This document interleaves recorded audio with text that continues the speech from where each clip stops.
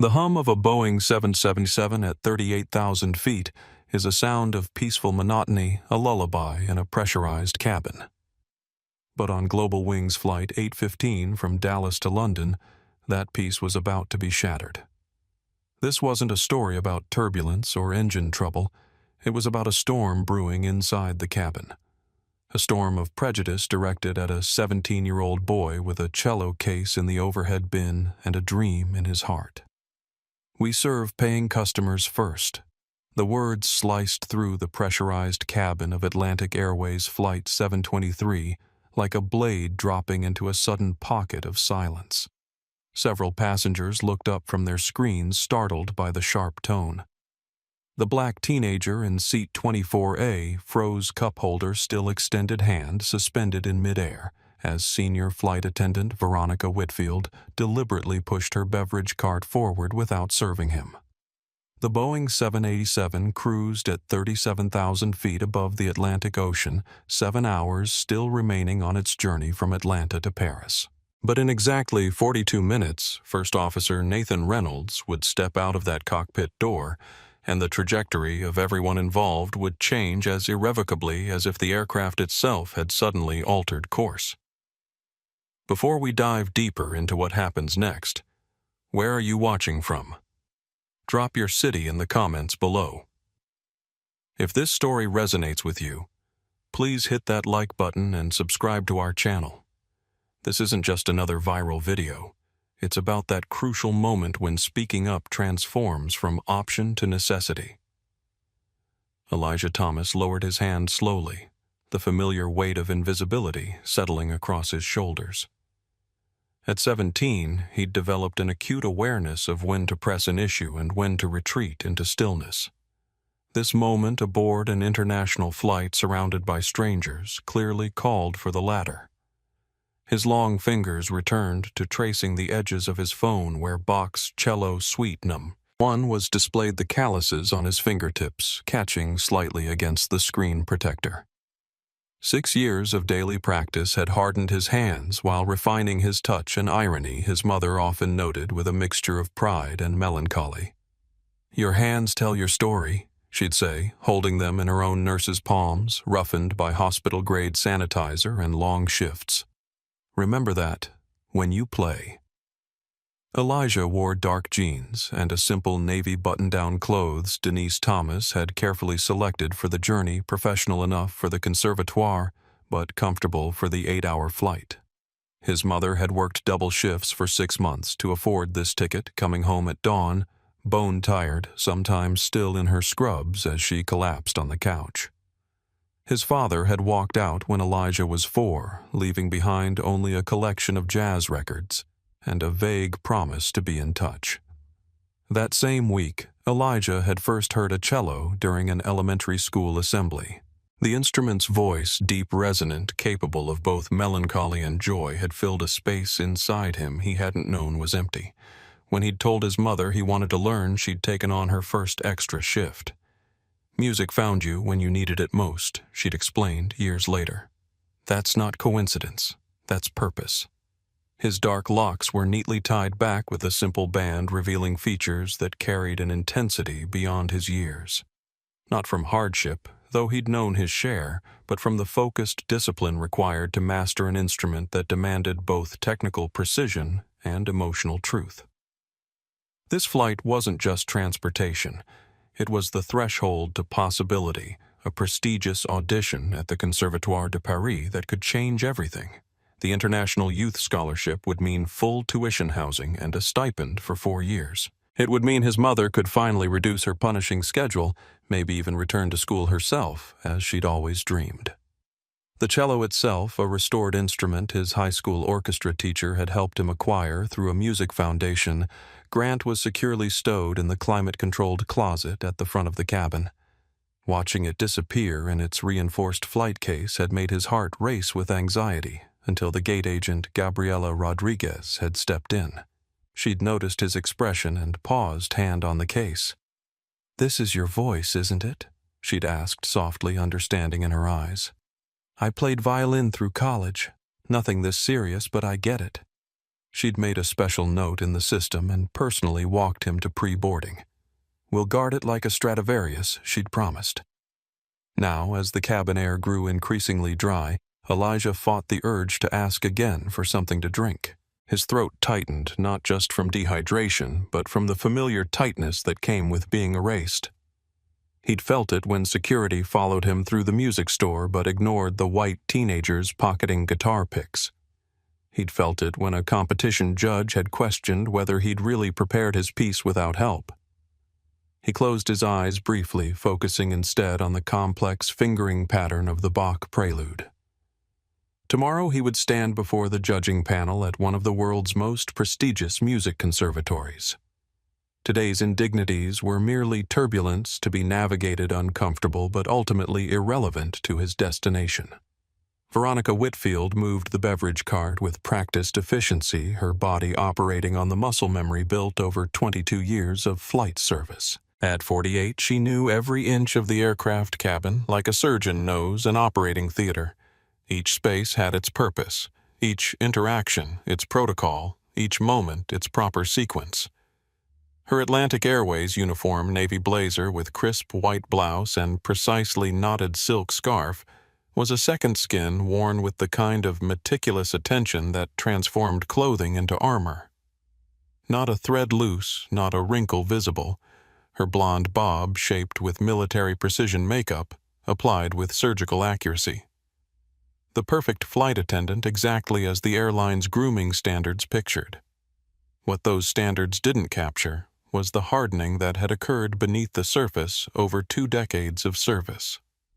The genuine smile of a young woman who had once dreamed of seeing the world had calcified into a professional mask activated by muscle reflex rather than authentic warmth. The passengers didn't see the divorce finalized 6 months ago after 18 years of marriage. Her husband claiming emotional abandonment while conveniently forgetting the flight attendant's schedule had been part of their lives since day one. They didn't see the mortgage payments she could barely make on her current salary, or the promotion to purser she'd been passed over for 3 times despite her seniority. The most recent rejection still stung. "We're looking for someone who better represents Atlantic's forward-facing values," her supervisor had explained, avoiding direct eye contact, while delivering the news that Miguel Ramirez, 10 years her junior, with significantly less experience, would become the new purser instead. That night alone in her too-big suburban house with its outdated kitchen her ex had always promised to renovate, she'd poured herself 3 fingers of bourbon and allowed the bitterness to surface. Forward-facing values, she'd muttered to the empty room. Right. Over time, Veronica's world had sorted itself into increasingly rigid categories. First class versus economy, compliant versus non-compliant, deserving versus undeserving. These divisions gave order to a life that increasingly felt beyond her control. They were efficient, predictable, safe. She would never acknowledge, not even in private moments of self-reflection, how often these categories aligned with deeper biases she'd absorbed from a childhood in a small rural community where diversity was theoretical rather than lived experience.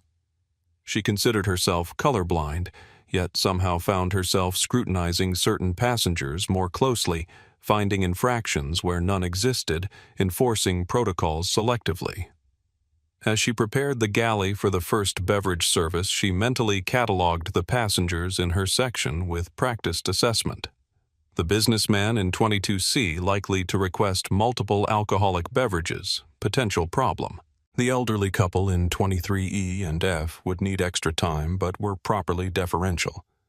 The teenager in 24A had looked at her with what she perceived as attitude during boarding headphones on taking up too much space. Potential disruption.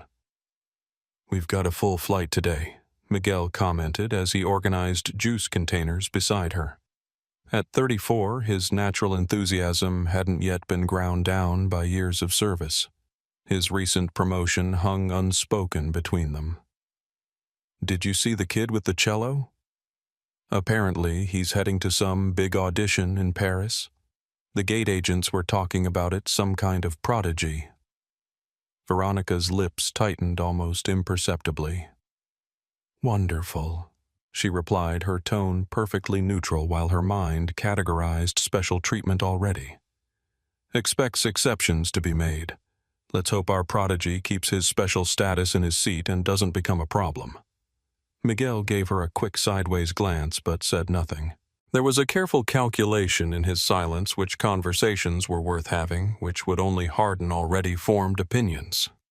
Neither of them could have predicted that within hours this flight would become a case study in Atlantic Airways training materials, and Veronica Whitfield's name would feature prominently in everything flight attendants should never do. The massive Rolls-Royce engines created a cocoon of white noise as Flight 723 reached cruising altitude, the smooth transition from climb to level flight barely perceptible except to the most anxious travelers. The seatbelt sign chimed off, triggering the choreographed routine of a long-haul flight passengers, stretching retrieving items from bags flight attendants beginning their service preparations. Elijah had boarded early heart-pounding as he watched ground crew handle his cello case. The reinforced flight case had cost nearly as much as the instrument itself, a protective shell designed to withstand temperature changes, pressure differentials, and the occasional careless baggage handler. 3 years of saving birthday money competition winnings and street performance tips had gone into that purchase. First time flying with your instrument, Gabriela Rodriguez had asked, noticing his white-knuckled grip on the boarding pass. First time flying at all, Elijah had admitted quietly. Her eyebrows had lifted in surprise. "And you're going all the way to Paris?" "For the Conservatoire audition." When he'd nodded, something in her expression had shifted from professional courtesy to genuine connection. "My brother played cello through college," she'd said. "Not nearly good enough for where you're heading, but I recognize that look, someone carrying their heartbeat in a case." The unexpected understanding had momentarily eased the knot of anxiety in his chest. Gabriela had personally walked him to the aircraft, speaking with the cabin crew about the special handling required. "This young man is our special guest today," she'd said, her voice carrying just enough authority to ensure he was treated with extra care. Now settled into 24A window seat. Elijah gazed at the impossible geography of clouds below. The woman beside him in 24B, Isabel Garza, had a kind face framed by silver-streaked black hair, pulled back in a practical bun. Reading glasses hung from a beaded chain around her neck, and her hands, though showing signs of age, moved with elegant precision as she organized her travel items. "First flight?" she asked gently when she noticed his grip tighten during a minor patch of turbulence. "Is it that obvious?" Elijah asked, embarrassed. "Only to someone who used to white-knuckle it herself," Isabel replied with a warm smile. "I'm Isabel. Taught high school music for 38 years before retiring last spring. Now I'm treating myself to the European tour I promised myself back when I started teaching. I'm Elijah. I play cello," he said, then immediately felt foolish stating something so obvious. "Going to the Conservatoire auditions?" she asked, surprising him. When he nodded, she continued. "I recognized the Bach on your phone. Suite number 1, Prelude. I had a student play it for Allstate once. Powerful piece when performed with both technical skill and emotional honesty." Her casual expertise in his chosen field created an immediate connection. As they spoke about music theory and performance anxiety, Elijah felt his nervousness about the flight recede slightly. But as the beverage service began, he noticed Veronica Whitfield watching him during her preparations in the galley. Their eyes met briefly before she looked away. Her expression shifting in a subtle way he recognized immediately from years of similar encounters. It was the look of someone who had already decided who he was without knowing anything about him. A look that placed him firmly in the problem category before he'd said a single word. Elijah turned back to the window, focusing on the vast expanse of clouds. He'd navigated spaces where he wasn't welcome before. This was just temporary turbulence on the path to somewhere that actually mattered. 1 hour into the flight, the rhythmic rumble of approaching service carts announced the beginning of beverage service. Elijah had retreated into his music headphones, creating a protective bubble of Bach's mathematical precision. His finger traced the complex patterns on his phone screen, mentally rehearsing the fingering positions that his body had committed to muscle memory through thousands of repetitions. In the prelude's flowing arpeggios, he found the calm center he needed before performances, a meditative state where technical demands and emotional expression balanced perfectly. Tomorrow's audition loomed in his mind, simultaneously terrifying and thrilling. Just 20 international applicants had been selected for in-person auditions. The YouTube recording he'd submitted had opened the door. Now he needed to prove it wasn't a fluke. A gentle tap on his arm broke his concentration. Isabel smiled apologetically. "Sorry to interrupt your practice, but they're asking what you'd like to drink," she said, nodding toward the aisle. Elijah removed his headphones, looking up to find Veronica Whitfield standing beside the beverage cart. Something in her posture, the slight stiffening when their eyes met, sent a familiar warning signal through his body. He'd felt it countless times before, that subtle shift when someone decided he didn't belong. "Could I have apple juice, please?" Elijah asked, his voice clear but deliberately modulated, not too loud, not too soft. Carefully neutral. The constant calibration of tone, volume, and expression was second nature now, an exhausting necessity he'd learned through painful experience. Veronica's gaze flickered over him, taking in his locks, his headphones, his youth, and something in her expression hardened imperceptibly. Without acknowledging his request, she turned to Isabel. "What can I get for you, ma'am?" she asked, her professional tone carrying a warmth noticeably absent when addressing Elijah. "I'd like tomato juice, please," Isabel replied. "And the young man here asked for apple juice." Veronica poured a cup of orange juice and handed it to Isabel. "We're running low on tomato juice. I need to save it for passengers who pre-ordered special meals." Without looking at Elijah again, she turned to the businessman across the aisle in 24C. "And for you, sir, we have a full selection available." The contrast in her tone from dismissive to accommodating in the space of seconds wasn't subtle. The businessman, James Wilson, glanced between Elijah and Veronica with a slight narrowing of his eyes before requesting club soda. Elijah remained perfectly still, cup holder still extended, hand half raised as Veronica proceeded to serve the passengers in the row behind him, then pushed the cart forward. He slowly lowered his hand, feeling the familiar weight of invisibility settle across his shoulders. Isabel stared after Veronica, her expression shifting from confusion to dawning comprehension. "Did she just—" she began, then stopped, turning to Elijah. "Would you like me to call her back?" "No, thank you," Elijah replied automatically, the response practiced and immediate. He forced a small smile that didn't reach his eyes. "It's fine. I'm not that thirsty anyway." But as he returned to Bach's intricate patterns, the notes blurred slightly on the screen. The music that had centered him moments before now seemed distant, disconnected from the physical reality of sitting in seat 24A, having just been deliberately erased by someone with power over his basic comfort for the next 7 hours. It wasn't about the juice. It never was about whatever small thing was denied. It was about the message behind the denial. You don't matter. You don't deserve basic courtesy. You are less than.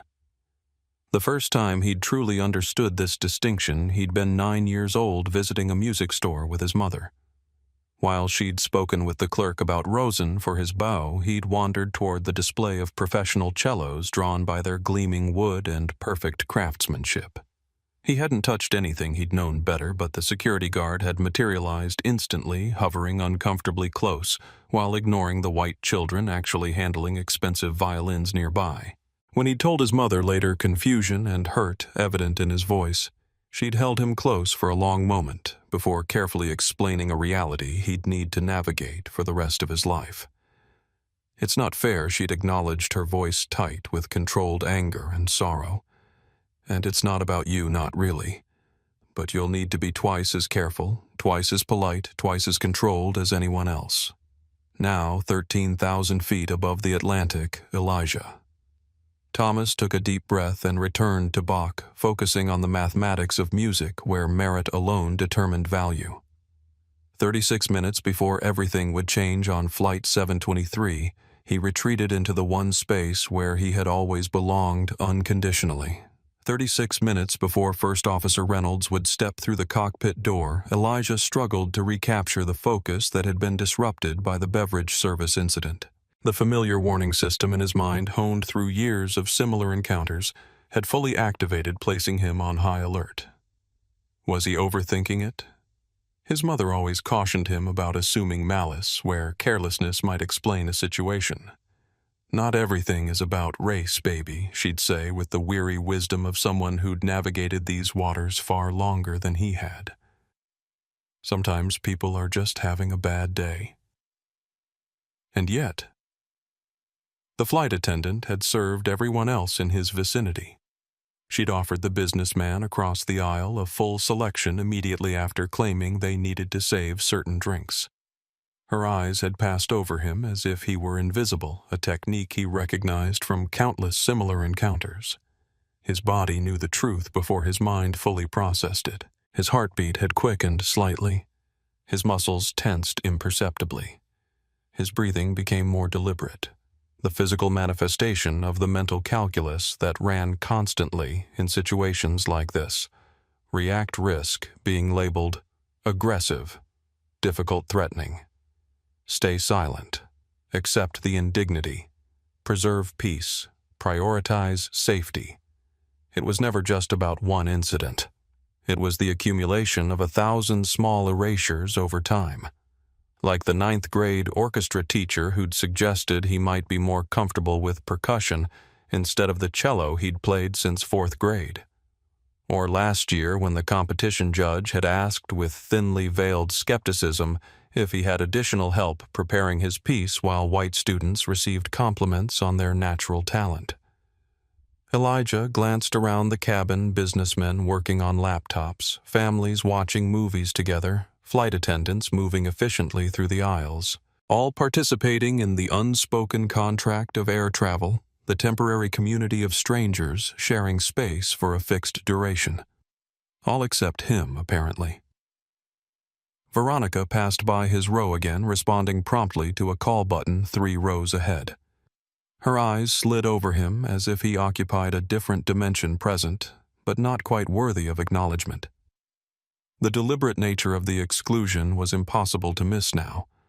A memory surfaced: his mother sitting beside him on the porch steps after he'd been passed over for first chair, despite clearly outperforming the student who received the position. "There will always be people who try to make you feel small," she'd said, her nurse's hands, strong, capable hands that had supported them both, resting on his shoulders. "The question is whether you let them succeed." He'd been 13 then, anger and hurt burning hot beneath his skin. "So I'm just supposed to accept it. That's not fair." "No, baby, you're not supposed to accept it," she'd corrected gently. "But you do have to choose your battles carefully. Some are worth fighting immediately, others need a different approach. The most important thing is not to let anyone steal your music." Now, as Veronica deliberately avoided his section again, Elijah turned up the volume on his headphones, forcing himself back into Bach's structured world. His fingers tapped the complex rhythm against his thigh, grounding himself in the music that had become both his voice and his sanctuary. His mother's wisdom echoed in his thoughts. Don't let them live in your head rent-free. They're not worth the space.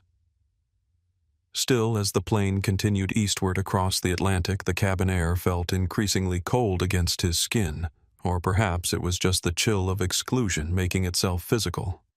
3 hours into the flight, the cabin temperature dropped noticeably.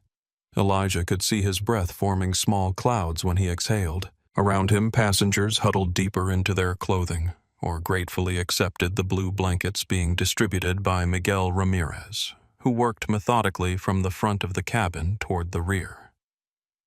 Elijah watched Miguel's approach, noting his efficient but genuinely warm interactions with passengers. When Miguel reached row 22, however, Veronica suddenly materialized beside him.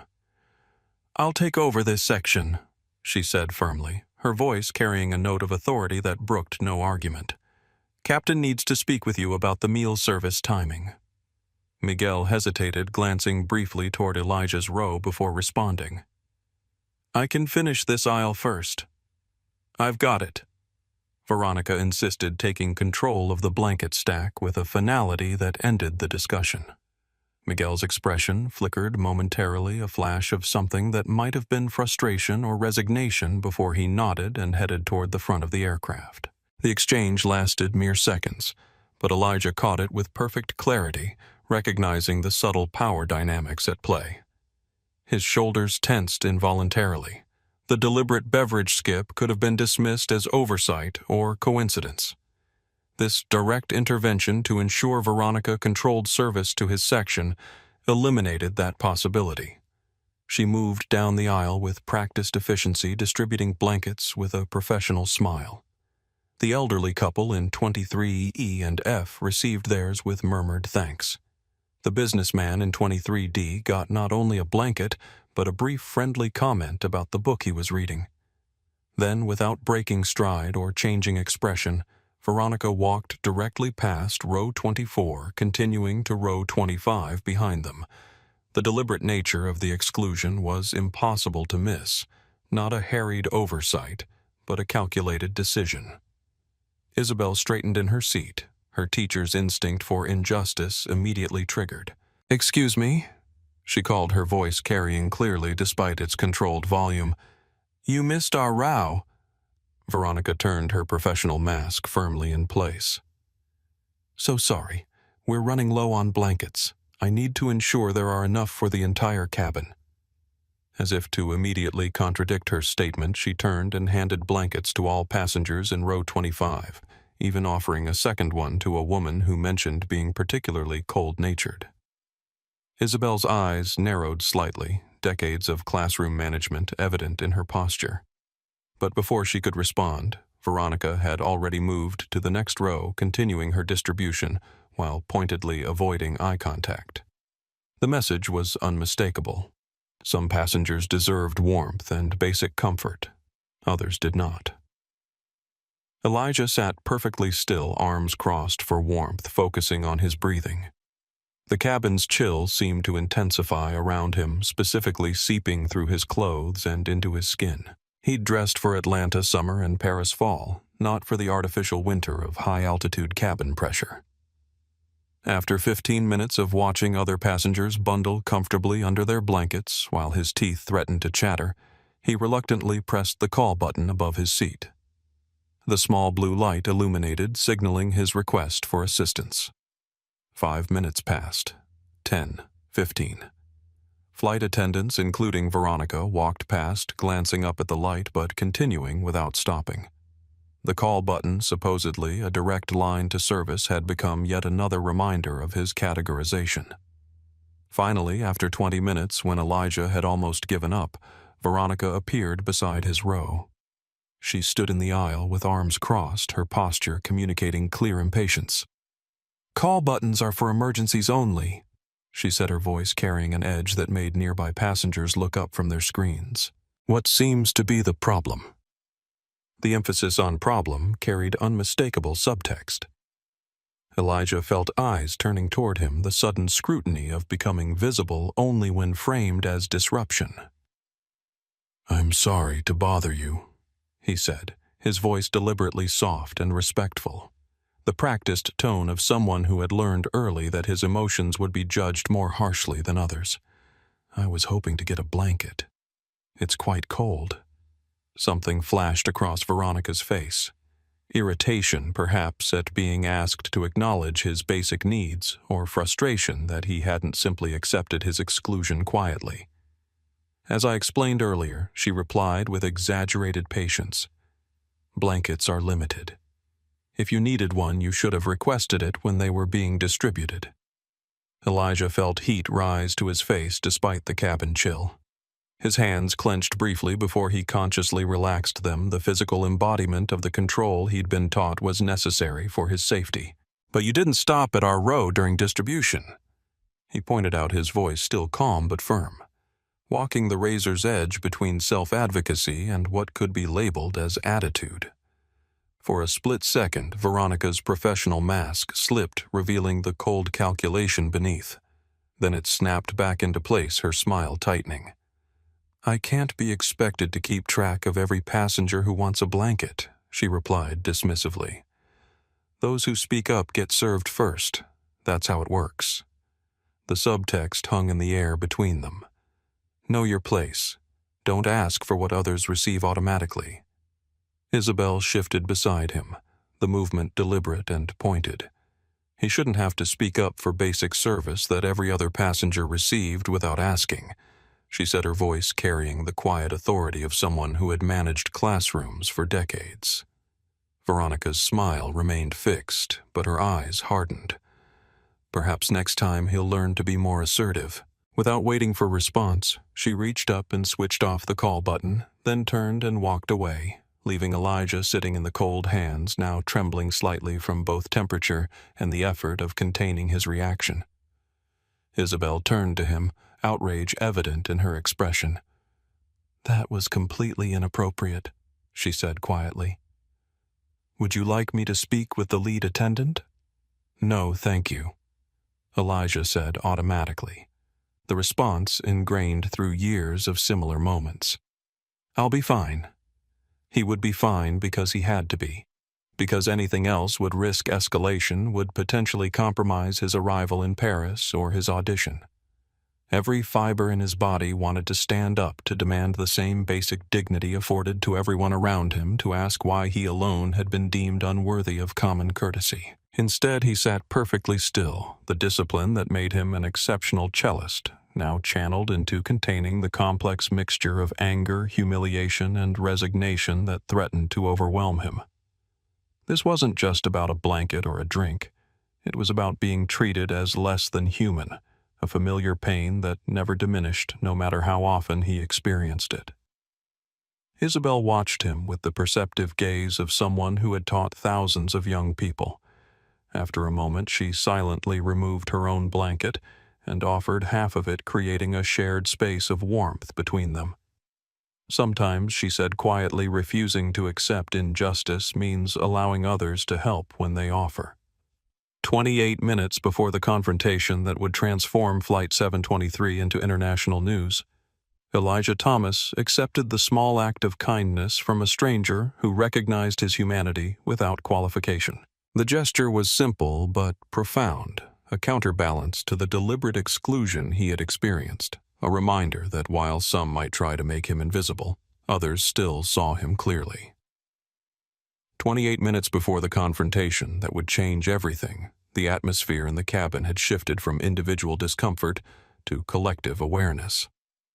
What had begun as isolated incidents noticed only by Elijah and Isabel had expanded to include a growing circle of observers. James Wilson, the 54-year-old businessman seated across the aisle in 24C, had abandoned all pretense of working on his quarterly reports. His tablet now displayed a blank note page with time-stamped entries, 1632. FA refused drink service to young man in 24A while serving everyone else, 17 to 15. Same, FA intercepts other crew member to prevent blanket distribution to 24A, 1740. Call button ignored for 20+ minutes, 17 to 42. FA suggests passenger is not assertive enough when finally responding. Wilson, dressed in an expensive but understated gray suit, had traveled over 2 million miles with Atlantic Airways. The titanium frequent flyer card in his wallet granted him access to the highest echelons of customer service, a status he'd never particularly valued until witnessing its opposite playing out beside him. His jaw tightened each time Veronica deliberately bypassed Elijah, his fingers documenting each incident with growing indignation. Behind them, in row 25, 2 teenage girls, Sophia Martinez and Taylor Johnson, both 16, had begun recording discreetly on their phones, the devices partially concealed by travel pillows. "I can't believe this is happening," Sophia whispered, angling her camera carefully between the seats. "She's literally pretending he doesn't exist." My dad's a civil rights attorney, Taylor replied, keeping her voice low. He always says document everything. This is textbook discrimination. Should we say something? Sophia asked, uncertain despite her outrage. Let's wait, Taylor advised. If we speak up now, she might just deny it. Better to have more evidence first. Across the aisle in 25D, an older man who had been sleeping since takeoff was now fully awake, watching the interaction with narrowed eyes. He caught Wilson's gaze, giving a small nod of acknowledgement, another witness cataloging the pattern of behavior. Most telling was Miguel Ramirez's reaction when he returned from the cockpit. Standing in the galley, he engaged in a hushed conversation with another flight attendant, Diane Powell, a 20-year veteran with tight silver curls and a no-nonsense demeanor. Their body language. Miguel's frustrated gestures, Diane's concerned frown suggested this wasn't the first time they'd had this discussion. I'm telling you, she's deliberately skipping him, Miguel said, keeping his voice barely audible over the engine noise. It's the third time I've seen her do this on flights with young black passengers. Last month it was that medical student heading to London. Diane's shoulders slumped slightly. I've noticed it before too, she admitted, glancing toward the cabin. She's careful though, always has some plausible explanation ready. So, what do we do? Miguel pressed. Follow procedure, Diane replied, though her expression suggested limited faith in the process. Document report to the purser, let HR handle it.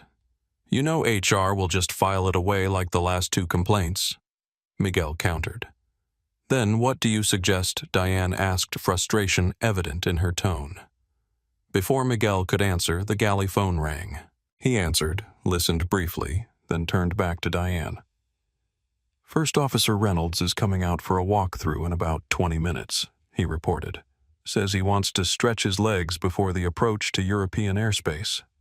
Something shifted in Diane's expression, a subtle spark of possibility. Reynolds has a reputation for paying attention. Maybe mention what's happening when he comes out. Meanwhile, in row 24, Elijah had retreated further into himself, his body language a study in careful containment. Years of similar experiences had taught him that his reaction would be scrutinized more harshly than the provocation. The slightest display of justified frustration would be labeled as aggression, weaponized, to justify the treatment he was receiving. Isabel Garza watched him with growing concern, recognizing the emotional toll of maintaining such rigid self-control. Having taught for nearly 4 decades in a diverse school district, she had witnessed countless similar dynamics play out, the exhausting vigilance required of students who knew they would be judged by different standards. You know, she said quietly, keeping her voice between just the two of them in 38 years of teaching, I saw this kind of behavior more times than I care to remember. It never got easier to watch. She adjusted the shared blanket, ensuring Elijah had equal coverage. The hardest lessons I learned weren't in books, they were about when to speak up. I always regretted the times I stayed silent. Elijah met her gaze, a flicker of genuine connection passing between them. My mom says something similar, he acknowledged. She tells me to pick my battles carefully, that some are worth fighting even if they're uncomfortable. Your mother sounds like a wise woman, Isabel replied. Is this one of those battles, Elijah? He considered the question, his fingers unconsciously tapping the balk, fingering pattern against his thigh, a self-soothing gesture that grounded him in his purpose. The conservatoire audition loomed in his mind, the culmination of years of sacrifice and preparation. Any disruption could affect his performance, his focus, his future. And yet, I don't know yet, he admitted finally, his voice barely above a whisper. But I think we're about to find out. 17 minutes remained until the cockpit door would open. 17 minutes until First Officer Nathan Reynolds would step into a situation where the atmospheric pressure had nothing to do with altitude and everything to do with accumulated injustice reaching its breaking point. Inside the cockpit of Flight 723, First Officer Nathan Reynolds monitored the aircraft's systems with the focused attention that had become second nature during his 15 years of flight experience. The Boeing 787's advanced displays showed normal operations across all parameters: fuel consumption, engine performance, navigation systems, all functioning exactly as designed. At 38, Nathan carried himself with the quiet confidence of someone who had earned his position through both technical excellence and personal integrity. His Atlantic Airways uniform fit his athletic frame perfectly, 4 gold stripes on each epaulette gleaming under the cockpit lights. The neatly trimmed beard and short-cropped hair framed features that reflected both discipline and compassion qualities that had made him one of the airline's most respected officers. Before joining commercial aviation, Nathan had served 12 years as an Air Force pilot, including 3 tours flying transport missions in conflict zones where split-second decisions often carried life-or-death consequences. The military had taught him technical precision. Experience had taught him that true leadership often emerged in unexpected moments that tested character rather than procedures. Weather report shows some moderate turbulence about 2 hours ahead, commented Captain William Baker, a 56-year-old veteran pilot with thinning gray hair and reading glasses perched on his nose. Nothing serious, but we'll want to have the cabin secured before then. Noted. Nathan replied, making a small adjustment to the flight management system. I'll head back after we pass the 40 West longitude marker. Good time for a break before we hit the rough air. What Nathan didn't mention was that he'd been monitoring more than just the weather and fuel consumption. For the past hour, he'd been aware of unusual patterns in the cabin service reports appearing on his display. The galley phone had rung more frequently than normal, with flight attendants requesting reassignments of duties. The cabin service progress indicators showed irregular timing, beverage service taking longer in some sections, meal distribution falling behind schedule in others. Most pilots would ignore these subtle signals, focusing solely on flying the aircraft. But Nathan had learned in the Air Force that situational awareness extended beyond the cockpit. The cabin was part of his command responsibility, even if flight attendants reported through a different chain. He'd also noticed something specific, an unusual number of communications specifically mentioning row 24. Nothing urgent. Nothing requiring immediate intervention, but enough to register as a pattern worth investigating. 19 years earlier, Nathan Reynolds had been seated in row 16D on a commercial flight from Chicago to Seattle, traveling in his newly issued Air Force uniform. The flight attendant had scrutinized his military ID with visible suspicion, questioned his seat assignment repeatedly, and forgotten to serve him during a 5-hour flight. When he'd finally pressed his call button after 2 hours without service, she'd returned with a supervisor who asked if he was creating a disturbance. No one had spoken up then. No one had recorded the incident or challenged the treatment. He'd sat silently burning with humiliation and anger, swallowing the injustice, because there had seemed no alternative as a 19-year-old black man in uniform being eyed with suspicion by an entire cabin. That memory, usually kept carefully compartmentalized, surfaced briefly as he noted another cabin alert referencing row 24. I think I'll take that break now, Nathan said, checking that all systems were stable. Something feels off about the cabin service pattern. I want to check it personally. Captain Baker nodded without looking up from his instruments. Take your time. I've got things covered here.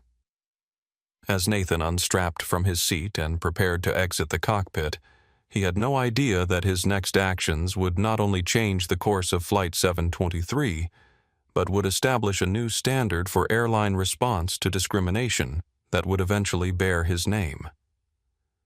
Before opening the door, he paused for a fraction of a second, straightening his uniform jacket, a habitual gesture that reflected not vanity, but preparation. Something in his gut told him this wasn't going to be a routine cabin check. Years of military experience had taught him to trust that instinct. The cockpit door unlocked with a distinctive hydraulic sound. Nathan Reynolds stepped into the forward cabin, unaware that he was about to face not a technical emergency but a human one that would test the true meaning of his command responsibility. 3 hours into the flight, the meal service began. The aroma of warmed food filled the cabin as flight attendants efficiently distributed trays throughout the aircraft. Miguel Ramirez worked methodically, moving down the aisle with a cart containing prepared meal trays. "Chicken or pasta today?" he asked as he reached row 23, offering a genuine smile that created momentary warmth in the institutional process of feeding hundreds of people in a metal tube hurtling through the stratosphere. The couple in 23E and F both chose pasta, while the businessman in 23D opted for chicken. Miguel served each with equal attention, taking a moment to ensure they had everything they needed before moving to the next row. When he arrived at row 24, he greeted Elijah and Isabel warmly. "Good evening. Would either of you prefer chicken or pasta for dinner?" Before either could answer, Veronica materialized beside the cart, as if she'd been monitoring Miguel's progress through the cabin specifically. Her appearance was so sudden that several passengers looked up in surprise.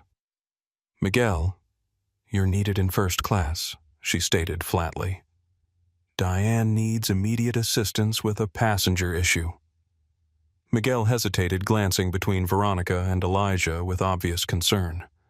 The conflict played across his face professional obligation versus what he clearly recognized as deliberate interference.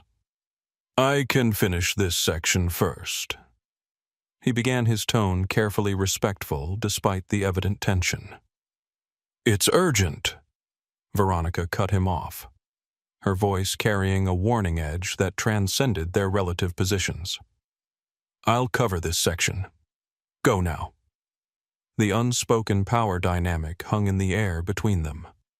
Though Miguel held the higher position as purser, challenging Veronica directly in front of passengers would create a scene exactly the kind of disruption she could later report as unprofessional conduct. With visible reluctance, Miguel nodded and headed toward the front of the aircraft, his shoulders tight with frustration. As soon as he was out of sight, Veronica's demeanor shifted subtly. The transformation was nearly imperceptible except to those who had been watching the pattern unfold. She efficiently served James Wilson in 24C. "Chicken or pasta, Sir Chicken, please," Wilson replied, his eyes never leaving her face, watching with analytical attention. She placed the tray on his table with practiced precision, then turned to Isabel. "Pasta, please." Isabel requested, her tone deliberately neutral while her eyes communicated clear awareness of what was happening. Veronica served Isabel's meal, then began to push the cart forward without acknowledging Elijah's existence. "Excuse me," Elijah said, his voice clear but carefully modulated, not too assertive, not too passive, walking the impossible tightrope of acceptable self-advocacy. "I haven't received my meal." Veronica paused, turning back with a look of practiced patience that didn't reach her eyes. Something flickered across her face, irritation that he hadn't simply accepted his invisibility. Special meals needed to be requested at least 24 hours before the flight, she stated flatly. "That would have been noted during your booking process." The statement was so disconnected from reality that several passengers looked up from their meals in confusion. "I don't need a special meal," Elijah explained, maintaining his composure despite the obvious absurdity of the situation. "Either option would be fine. As I've explained to other passengers," Veronica continued as if he hadn't spoken, "we prioritize those who follow proper procedures. I'll see if there are any extra meals after the main service is completed." Isabel set down her fork with a sharp clink against the plastic tray. Years of classroom management surfaced in her posture, the instantaneous shift from retiree to authority figure. "That's ridiculous," she stated firmly. "He wasn't asking for a special meal. You offered everyone else in this section a standard choice between chicken and pasta without any mention of pre-ordering." Veronica's smile remained fixed, but something hardened behind her eyes, the momentary exposure of the calculation beneath the professional veneer.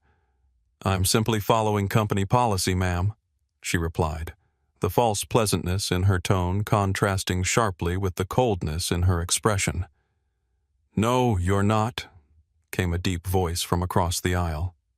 James Wilson had set aside his tablet and now fully engaged. "I fly over 150,000 miles with Atlantic Airways annually. That is absolutely not company policy." The confrontation had escalated beyond the expected script. Veronica had clearly anticipated that Elijah would accept the denial quietly, that any witnesses would remain passive. Now faced with direct challenges from multiple passengers, her composure slipped momentarily. "Sir, I assure you I'd like to speak with the lead flight attendant." Wilson interrupted firmly. "Immediately. I am the senior attendant in this cabin section," Veronica replied, her voice tight with barely controlled anger at being questioned. "Then I'd like to speak with your supervisor," Wilson countered. "This young man has been systematically denied service since takeoff. I've documented every instance." A murmur spread through nearby rows as more passengers turned their attention to the confrontation. The teenagers in row 25 continued recording their phones, now more openly visible as the situation escalated beyond subtle documentation. Elijah sat perfectly still, his expression carefully neutral despite the storm of emotions within. This was exactly the kind of situation his mother had warned him about, the kind that could escalate unpredictably, the kind where he would inevitably be cast as the aggressor regardless of his actual behavior. "Please," he said quietly, a note of genuine concern in his voice. "It's not necessary. I don't want to cause any trouble."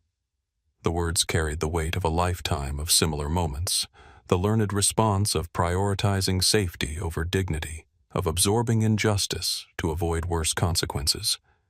His hands remained perfectly still in his lap, his breathing deliberately controlled. "You're not causing the trouble, young man," Wilson replied without taking his eyes off Veronica. "And sometimes trouble is exactly what's needed when people are being mistreated." The businessman's statement, delivered with the confidence of someone unaccustomed to having his presence questioned, shifted the dynamic further. Other passengers were now openly watching, some with expressions of concern, others with dawning recognition of what they were witnessing. Veronica's face flushed slightly, the professional mask slipping further. "If you continue to disrupt the cabin service, sir, I'll be forced to report this to the captain." "Please do," Wilson responded with calm certainty. "I'd welcome that conversation." 17 minutes remained until the cockpit door would open. The tension in row 24 had become a gathering storm that would soon engulf the entire aircraft. The standoff between Veronica and James Wilson had created a ripple effect throughout the surrounding rows. Like witnesses to a slow-motion collision, passengers who had been absorbed in their own travel routines now found themselves drawn into the unfolding drama. Headphones were removed. Movies paused, conversations suspended as attention gravitated toward row 24. Isabel Garza had abandoned any pretense of eating her meal. The retired teacher sat with perfect posture, her gaze fixed on Veronica with the kind of penetrating disappointment that had made generations of students confess to undone homework. "I've spent my career watching young people being treated unfairly," she said, her voice carrying clearly despite its measured tone. "When I retired last year, I promised myself I wouldn't remain silent anymore when I witnessed injustice. This is textbook discriminatory behavior." The directness of her accusation hung in the air. Veronica's expression flickered a momentary crack in her professional facade, revealing something raw and defensive underneath. Behind them, Sofia Martinez leaned forward slightly between the seats. "We've been recording since the blanket incident," she informed Elijah quietly. "My dad says documented discrimination can't be dismissed as misunderstanding." Her friend Taylor nodded in agreement. "We've got everything: the drink service, the call button, the meal. It's all on video." Elijah tensed at this information. While part of him felt validated by the documentation, another part recognized the complication it created. The last thing he wanted was to become the center of a viral incident before his audition. "I appreciate you recording it," he said carefully, but I'm just trying to get to Paris for my audition without problems." Sophia's expression softened with understanding. "Of course. It's your experience, your choice. We'll keep it private unless you say otherwise." Across the aisle, James Wilson had taken out his phone and was typing with deliberate precision. His expensive watch caught the cabin light as his fingers moved efficiently across the screen. "Atlantic Airways customer service should be receiving my detailed account of these events. Momentarily," he announced, pressing send with emphasis. "I've copied their executive relations department as well, given the nature of what's occurring." The businessman's confidence in demanding accountability, his implicit assumption that systems would respond to his complaints, highlighted the privilege of credibility that Elijah himself might not have been afforded. Several rows ahead, Miguel Ramirez had returned from first class, his expression troubled as he observed the situation from the galley. He conferred briefly with Diane Powell, their concerned glances toward Elijah not going unnoticed. "This isn't right," Miguel muttered, frustration evident in his tone. "I should do something now." "Wait," Diane cautioned, checking her watch. "First Officer Reynolds will be out in less than 15 minutes. Better to have rank behind us." The most telling change was in the passengers who had previously been indifferent. An older gentleman in row 22, who had been sleeping since takeoff, was now fully awake, watching the interaction with narrowed eyes. A woman in row 26 had abandoned her book and was leaning into the aisle to better observe. Two businessmen had paused their conversation to listen. A quiet fury had begun to build among the witnesses, the specific kind of anger that emerges when injustice occurs in plain sight with no immediate consequence. It wasn't just about one passenger being denied service anymore. It had transformed into a moral question that implicated everyone present. What happens when we witness something wrong and do nothing? Veronica seemed to sense the shift in the cabin's atmosphere. Her practiced smile had become brittle, her movements more rigid as she continued serving meals while pointedly ignoring Elijah. The performance of normalcy was cracking under the weight of collective scrutiny. "I'm just doing my job," she said to no one in particular, loud enough to be heard by those nearby. "Some passengers don't understand how air travel works." The comment hung in the air, its implication unmistakable to everyone listening. Several passengers exchanged glances, the silent communication of shared witness. Elijah's hands remained perfectly still in his lap, his focus apparently on the dark window beside him. But those closest could see the tension in his shoulders, the careful regulation of his breathing, the physical manifestation of a young man who had learned that his justified emotions would be weaponized against him if expressed. His mind flashed to his mother's voice during their last phone call before he boarded. "Remember why you're doing this, baby," she'd said. "Keep your eyes on Paris, on that audition. Everything else is just noise." But as the collective awareness in the cabin grew, as more eyes turned toward his row with expressions ranging from concern to outrage, Elijah felt the weight of a different kind of responsibility. This wasn't just about him anymore. It had become about something larger, about what happens when discrimination is either challenged or allowed to continue unchecked.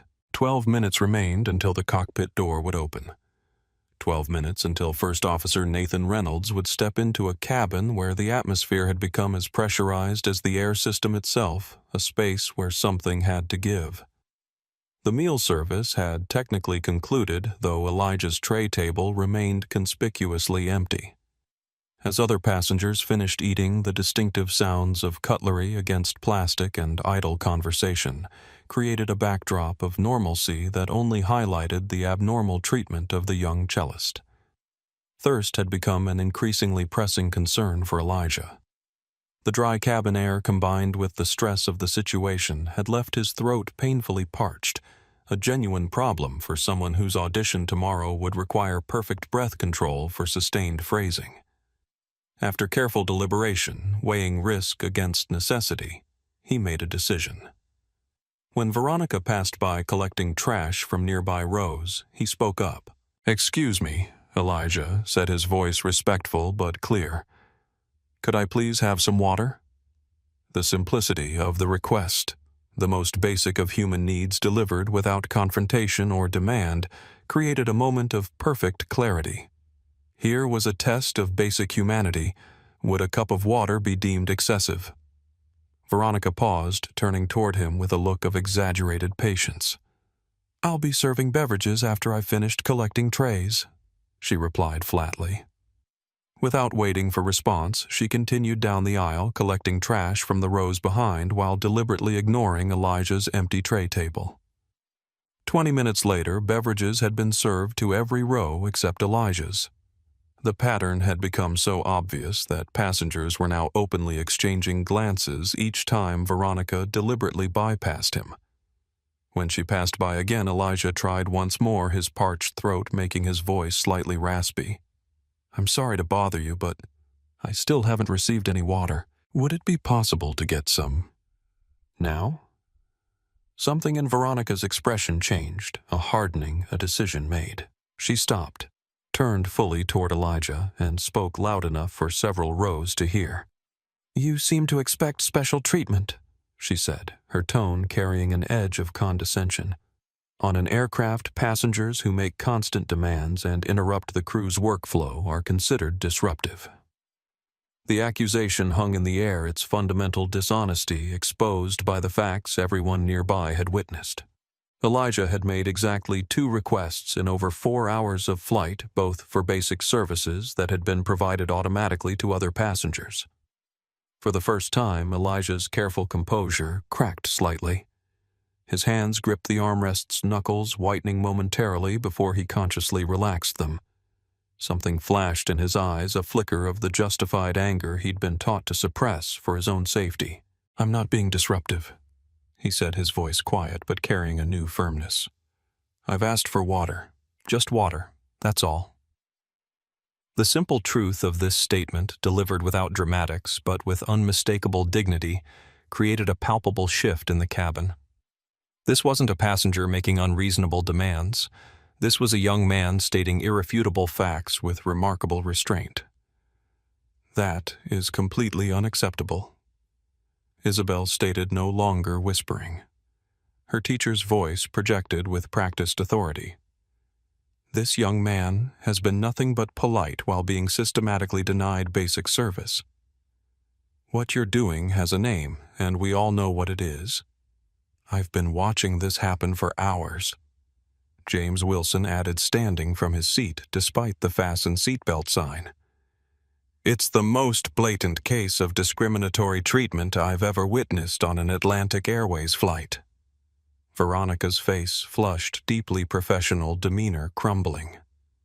"Sir, return to your seat immediately. You're the one being disruptive now." "No, you're the one creating a disruption," came another voice, Sophia Martinez, from the row behind. "We've recorded everything since the beverage service. You've skipped him for drinks, blankets, and food while serving everyone else." "I don't know what you think you've seen," Veronica replied, her voice rising slightly, "but this passenger has been demanding special attention since takeoff." "That's a lie," called out the businessman from row 22, who had been silent until now. "I've been watching too. He's barely spoken except to make the same basic requests as everyone else." The collective witness had become too widespread to dismiss. Veronica looked around at the growing number of passengers openly challenging her version of events, her professional mask completely shattered by the unexpected accountability. Something shifted in her expression, a realization that she had miscalculated perhaps, or a doubling down on her position. Either way, what happened next crossed a line that transformed the situation from troubling to untenable. "This section is for passengers who respect our policies," she said, her voice taking on a harder edge as she looked directly at Elijah. "If you find the service unsatisfactory, perhaps you'd be more comfortable elsewhere on the aircraft." The implication was unmistakable. A collective gasp rippled through the nearby rows. Elijah felt his chest tighten, a lifetime of similar moments collapsing into this single instance of blatant prejudice. The suggestion that he should be relocated, segregated on an international flight in 2025 momentarily stunned him into silence. Then, with deliberate control, he straightened in his seat and met Veronica's gaze directly. "I belong exactly where my boarding pass placed me," he said, his voice steady despite the emotion underlying it. "I have the same right to service as every other passenger on this aircraft." The simple dignity of his response, the refusal to be diminished, created a moment of perfect clarity for everyone witnessing the exchange. This wasn't about customer service or airline protocols. This was about fundamental human dignity. As Veronica opened her mouth to respond, to escalate, or backtrack, it wasn't clear which the distinctive sound of the cockpit door unlocking echoed through the cabin. First Officer Nathan Reynolds was about to enter a situation that had reached its breaking point, where the accumulated tension of hours of discrimination had created an atmosphere as volatile as it was unjust. The cockpit door swung open with a distinctive hydraulic hiss. First Officer Nathan Reynolds stepped into the forward cabin, his tall frame and confident posture immediately drawing attention. The 4 gold stripes on his epaulets gleamed under the cabin light, symbols of authority that carried weight beyond mere decoration. Nathan had intended a routine walkthrough, stretching his legs, checking on cabin conditions, exchanging brief pleasantries with the crew. What he encountered instead was a cabin crackling with tension, passengers half risen from their seats, and all eyes focused on a confrontation midway down the aisle. He assessed the situation with the rapid situational awareness that had been drilled into him during military service. The focal point was clear senior flight attendant Veronica Whitfield standing over a young black teenager surrounded by increasingly vocal passengers. As Nathan moved purposefully down the aisle, fragments of conversation reached him, painting a disturbing picture. "Refused him basic service for hours. We've been recording everything. Told him to move to another section."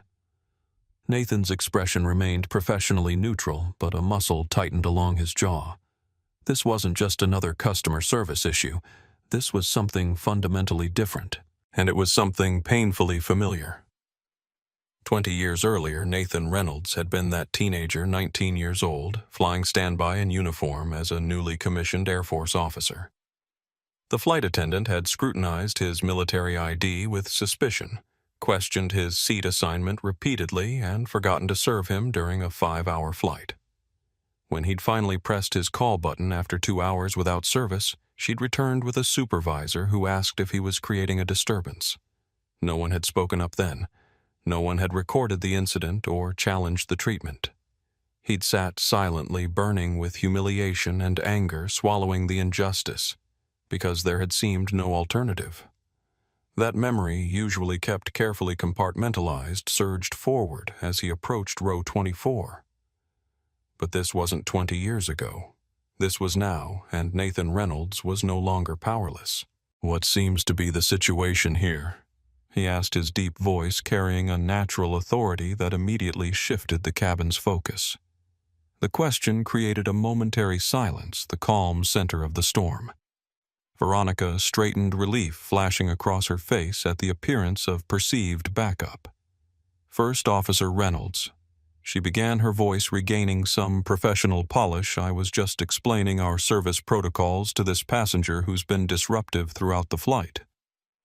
Nathan looked at the young man in question, composed, clearly uncomfortable, maintaining remarkable dignity despite the obvious tension surrounding him.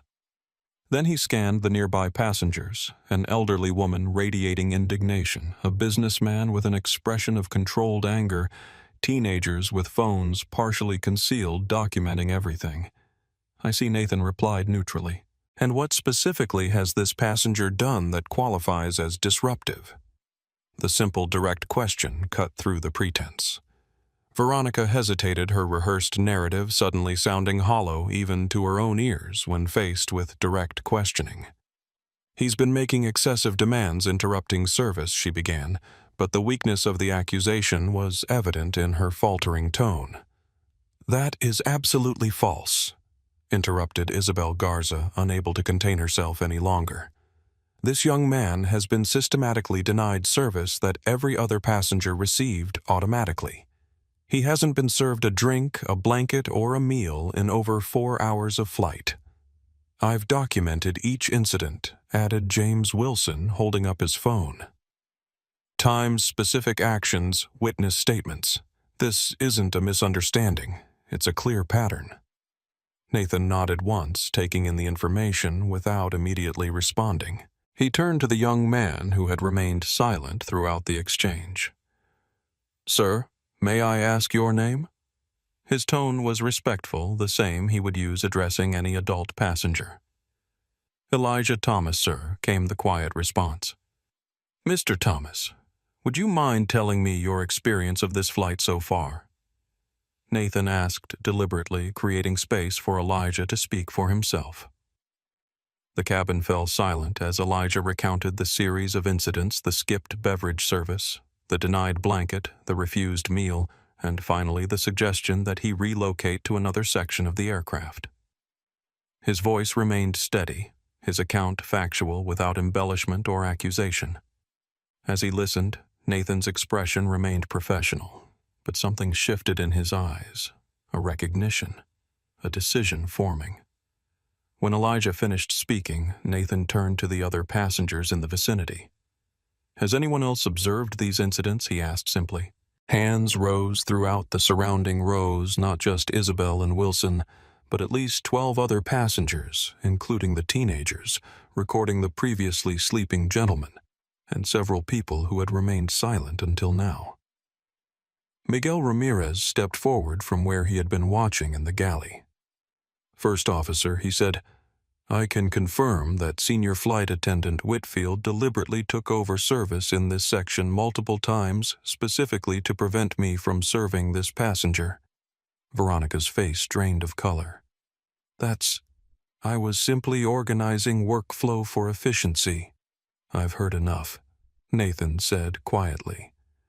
The simple statement silenced the cabin more effectively than any announcement. It wasn't delivered with anger or drama, but with the quiet certainty of someone who recognized an irrefutable truth.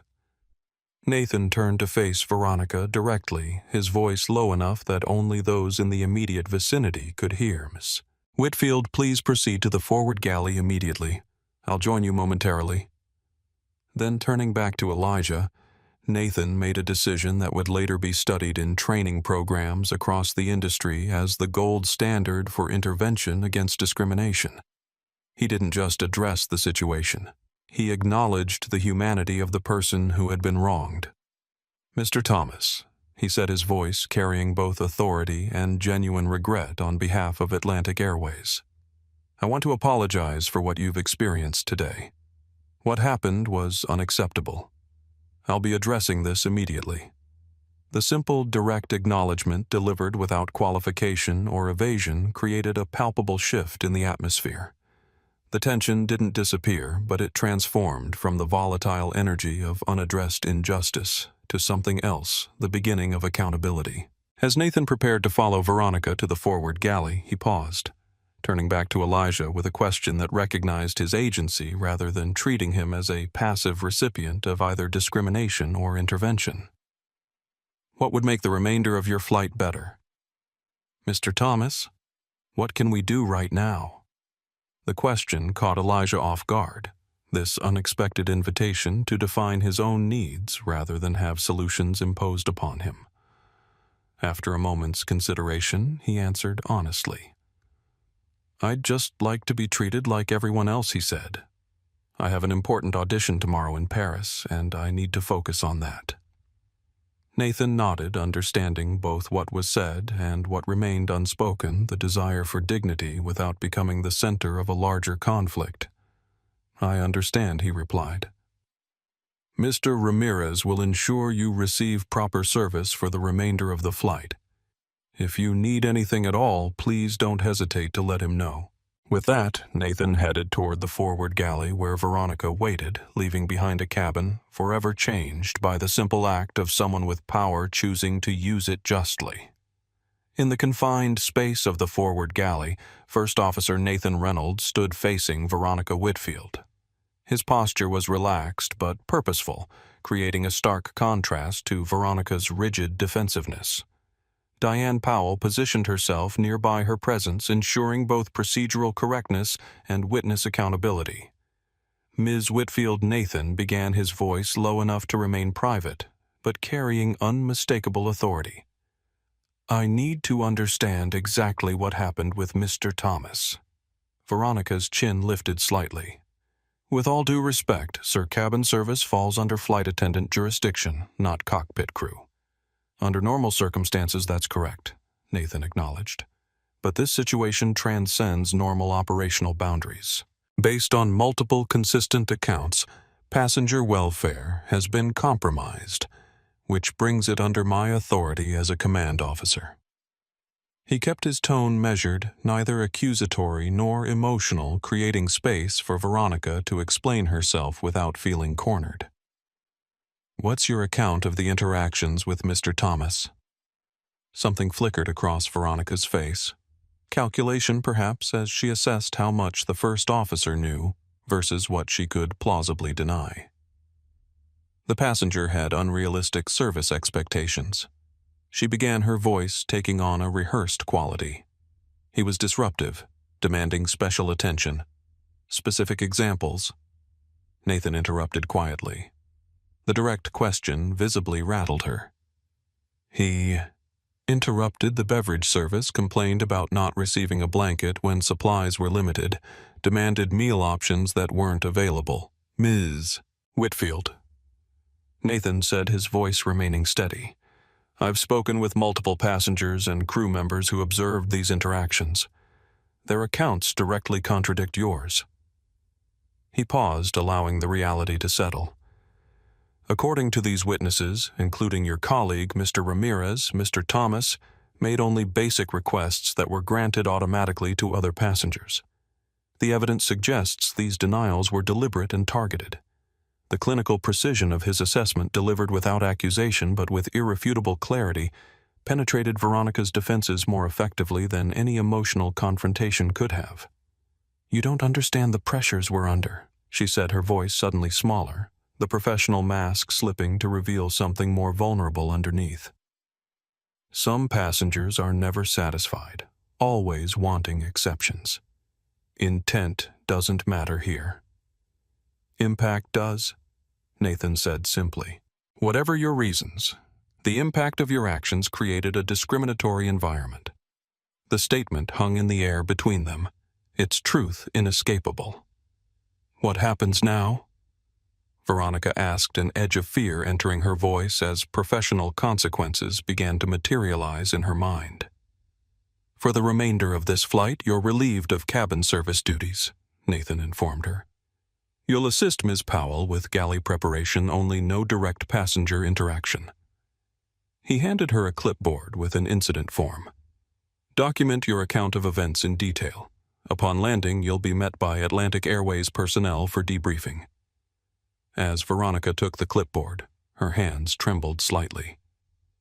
This is my career, my livelihood. And that was a 17-year-old on his way to a life-changing audition, Nathan replied, not unkindly but firmly. Actions have consequences, Ms. Whitfield. The choice to discriminate was yours. The consequences of that choice are not negotiable. He turned to Diane. Please ensure Ms. Whitfield remains in the forward galley. I need to brief the captain and address the situation in the cabin. Back in the main cabin, Nathan approached Miguel Ramirez, who waited near row 24 with a water bottle and snack package. Mr. Ramirez, you'll be the primary attendant for this section for the remainder of the flight, Nathan instructed. Please ensure Mr. Thomas receives proper meal service immediately. Miguel nodded, relief evident in his expression. Already arranged, sir. We have an extra meal being heated now. Nathan then turned to address the passengers who had witnessed the confrontation. His approach was direct but reassuring. Ladies and gentlemen, I want to thank those who brought this situation to our attention. The matter is being addressed appropriately. Mr. Ramirez will be providing service to this section for the remainder of our journey. He didn't offer unnecessary details or make grand pronouncements. The simple acknowledgement and concrete action communicated more effectively than any speech could have. Approaching Elijah's row, Nathan noticed the teenager's posture had relaxed slightly. Though wariness remained in his eyes, the learned caution of someone who had experienced promised interventions that never materialized. "Mr. Thomas, Mr. Ramirez will bring your meal shortly," Nathan said.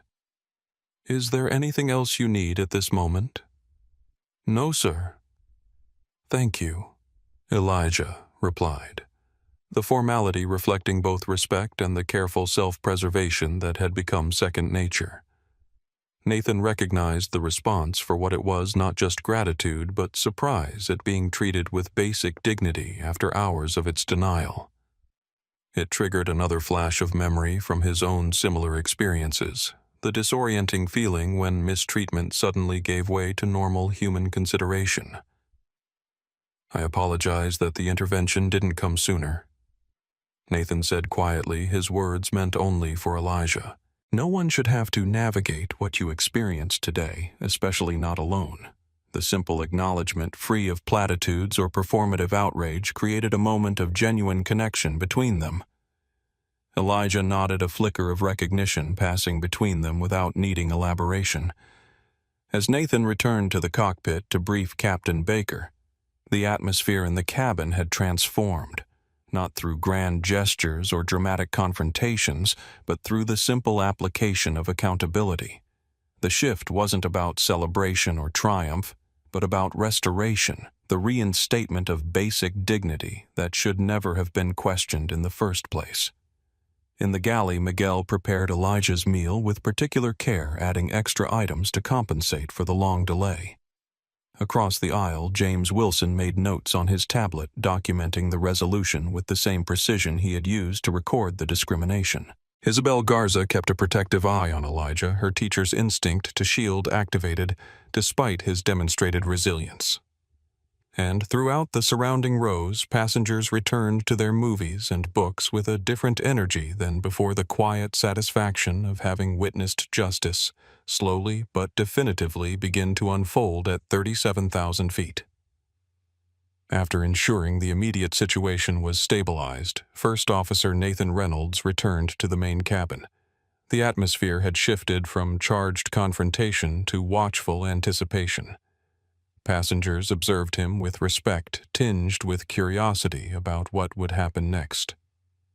Nathan moved with purpose to the center of the cabin near Elijah's row. He didn't request the PA system or create unnecessary theater. Instead, he positioned himself where his voice could carry naturally to those in the surrounding rows, creating intimacy rather than spectacle. His posture reflected both authority and humility, a balance mastered through years of leadership experience that had taught him the most powerful apologies come not from defensiveness, but from genuine accountability. "Ladies and gentlemen," he began, his voice pitched to carry without seeming confrontational, "I want to address what has occurred on our flight today." The cabin quieted attention, focusing on the first officer's words.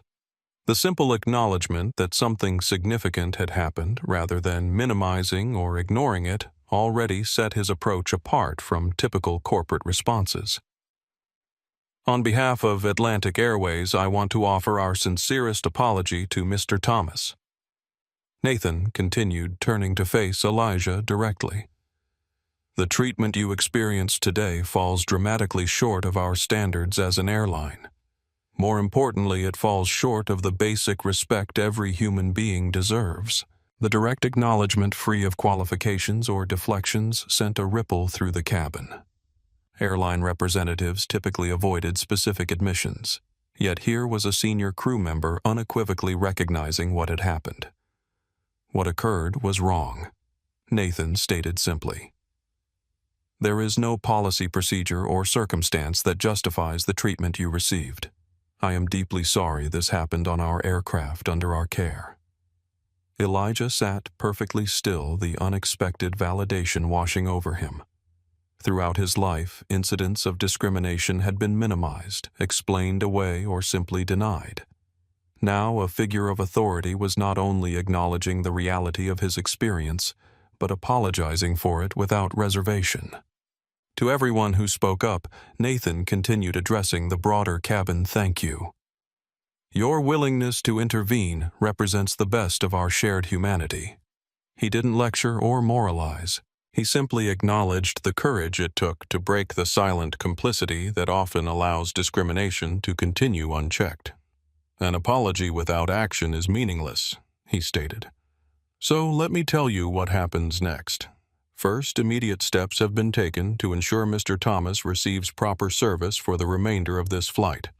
Second, I've initiated a formal incident report that will trigger an automatic review by our leadership team.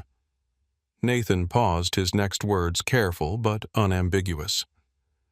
Atlantic Airways does not tolerate discrimination.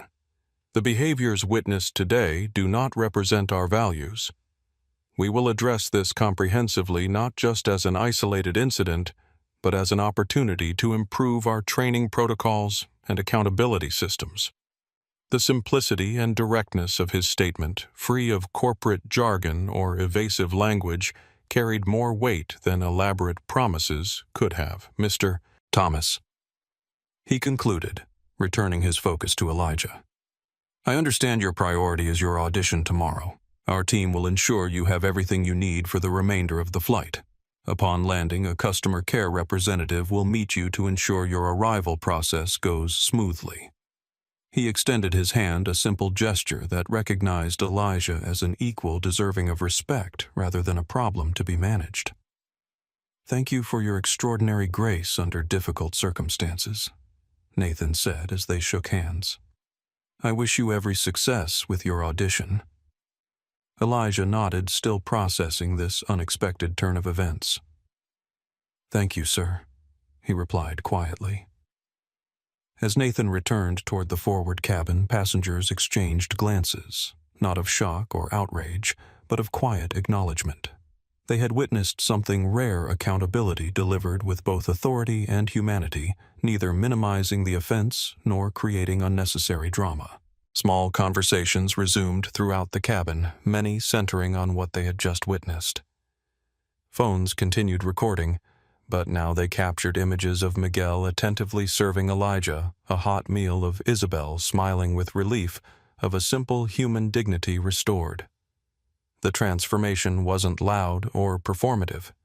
It was quiet, methodical, and powerful, a demonstration that addressing injustice needn't be chaotic or confrontational to be effective. Sometimes the most profound change comes not from dramatic gestures, but from someone simply doing what should have been done all along.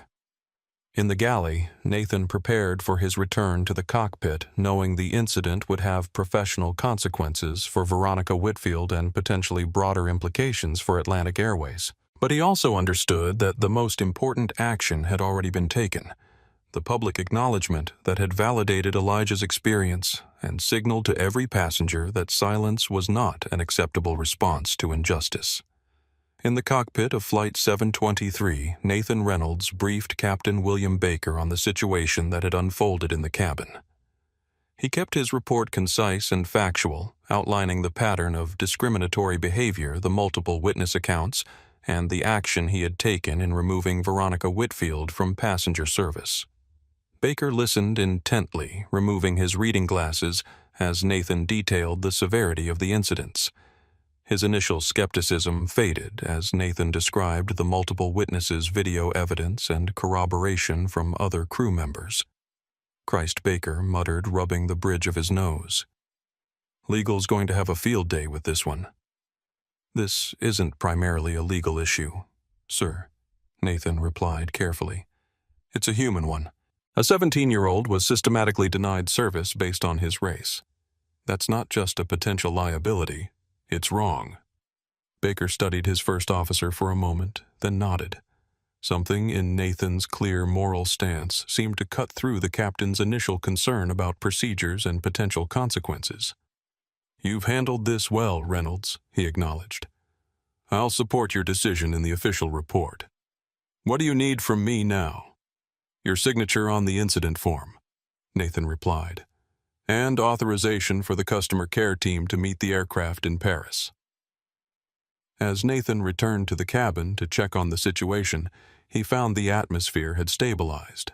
Miguel Ramirez had personally ensured that Elijah received a hot meal, beverages, and extra snacks. The young cellist sat quietly, eating, his posture more relaxed, though still carrying the watchfulness of someone for whom safety could never be taken for granted. "How is everything?" Nathan asked, approaching row 24. "Much better, thank you." Elijah replied, a small, genuine smile briefly replacing his careful, neutral expression. "Mr. Ramirez has been very kind." Miguel, arranging items on his service cart nearby, nodded acknowledgement before moving to assist other passengers.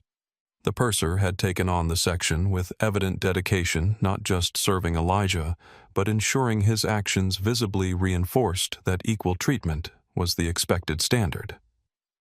Isabel Garza reached across the armrest to briefly pat Elijah's hand. "I was telling Elijah about my former student who auditioned at Juilliard with the same Bach suite," she said. "Different conservatory, same jitters." "Are you a musician?" "First officer?" Elijah asked, seeming genuinely interested despite the turbulence of the past hours. "Piano, but very amateur," Nathan admitted with a slight smile. "Mostly jazz standards when I find time, which isn't often with my flight schedule." The brief exchange, normal everyday conversation about shared interests, carried more significance than might have been apparent to observers. It represented the restoration of ordinary human connection that discrimination deliberately severs. James Wilson approached from across the aisle, extending his business card to Nathan. The embossed card identified him not just as a business executive, but as a member of Atlantic Airways' executive board. First Officer Reynolds Wilson said quietly, "I want to thank you personally for your intervention. I'll ensure this incident receives appropriate attention at the highest levels." Nathan's surprise showed momentarily before his professional composure returned.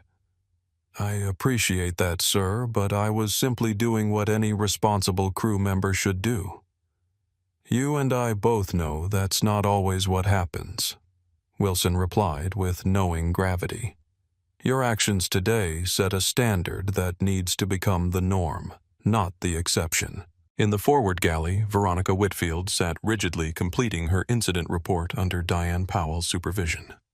The senior flight attendant's expression had moved through anger and defensiveness to something more complex, perhaps the first glimmers of recognition that her actions were indefensible by any standard. As the flight continued toward Paris, Miguel ensured Elijah received regular check-ins and service. Other passengers occasionally stopped by his row to express support, brief comments, or simply a nod of acknowledgement that created a protective community around him. For Elijah, the dramatic shift in his treatment from deliberate erasure to careful attention carried a bittersweet quality. While the restoration of basic dignity was welcome, the necessity of intervention to secure it remained a painful reminder of realities he navigated daily. When Miguel brought him a second beverage an hour after the initial intervention, Elijah thanked him with genuine appreciation. "It shouldn't have required a first officer to make this happen," Miguel said quietly, regret evident in his expression. "I should have acted sooner." "You tried," Elijah replied, remembering how Miguel had been repeatedly redirected by Veronica. Not everyone would have tried at all. The simple exchange captured the essence of the situation, both the accountability for what had gone wrong and the recognition of those who had attempted in various ways to make it right. As the aircraft continued its journey across the Atlantic, the immediate crisis had been addressed. But the ripple effects were just beginning, effects that would eventually reach far beyond Flight 723 beyond Atlantic Airways into an industry-wide reassessment of how discrimination was recognized, addressed, and prevented. As the initial shock of the confrontation subsided, something remarkable began happening throughout the cabin of Flight 723. What had started as isolated pockets of concern transformed into a community united in support of Elijah Thomas. Isabel Garza settled back into her seat beside Elijah, shared more about her background, creating connection through their shared love of music.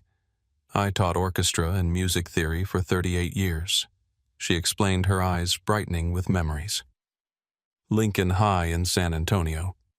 3 of my cellists went on to conservatory auditions over the years. Elijah's interest was genuine. What advice would you give? For tomorrow, I mean. Isabel considered this carefully, her expression thoughtful. Technically, they expect perfection, that's just the baseline.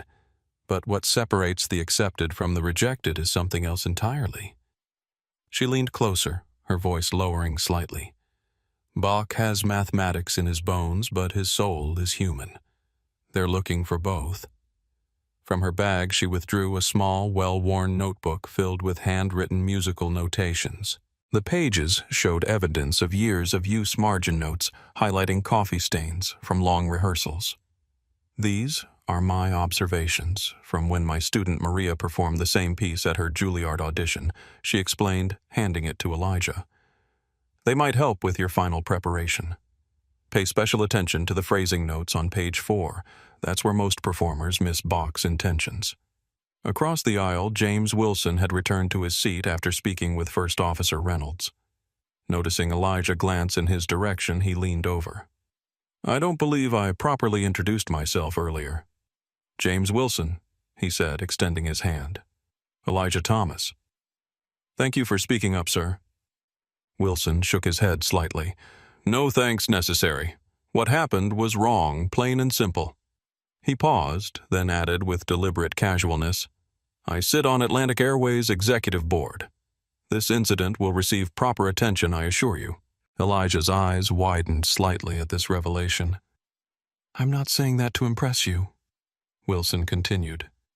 I'm saying it because I want you to know that your experience matters. What happened today won't be swept under the rug. Behind them, Sophia Martinez leaned forward slightly between the seats.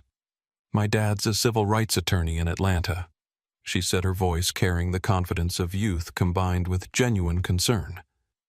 The video we recorded is yours if you want it. We can send it directly to your phone.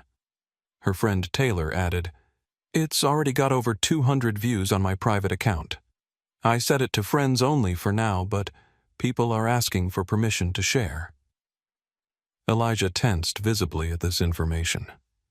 I appreciate you recording it as evidence, but I really don't want to become a viral sensation right before my audition. That kind of attention could affect the judge's perception. Sophia nodded immediately, understanding dawning on her face. Of course. It's your experience, your choice. We'll keep it private unless you say otherwise. Thank you, Elijah replied, genuine relief in his voice. Maybe after the audition we can talk about it again. The conversation highlighted something crucial amid the collective outrage and support. Elijah's agency over his own experience remained central. The well-intentioned advocacy around him still required his consent to respect his dignity. From rows ahead and behind, other passengers stopped by to express support in small ways. An elderly gentleman offered Elijah his business card. He taught at a music conservatory in Boston and had colleagues at the Paris Conservatoire. A mother, traveling with 2 young children, told him her family would be sending good vibes for his audition. Miguel Ramirez returned with extra pillows for Elijah's seat. For proper back support, he explained arranging them with care. Musicians need to be comfortable before performances. My cousin who played violin always said uncomfortable seating was a performer's worst enemy. As he adjusted the pillows, Miguel spoke quietly. I want to thank you too. For what Elijah asked, genuinely puzzled. For maintaining your dignity throughout all this, Miguel replied. It would have been understandable to react differently given the circumstances. Your composure made it impossible for anyone to dismiss what was happening. Elijah shrugged slightly, a gesture that carried the weight of practiced restraint. My mom always says that in situations like this I have to be twice as controlled as anyone else, that the rules are different for me. Miguel's expression tightened momentarily, acknowledging the painful truth in this statement. She's right. It's not fair, but she's right. He paused before adding, just know that what happened today matters. It matters that people saw it, spoke up, and that there were consequences. Near the forward cabin, Nathan Reynolds emerged briefly from the cockpit for another cabin check. He nodded acknowledgement to Elijah as he passed a simple gesture that contained volumes, recognition, respect, one equal to another.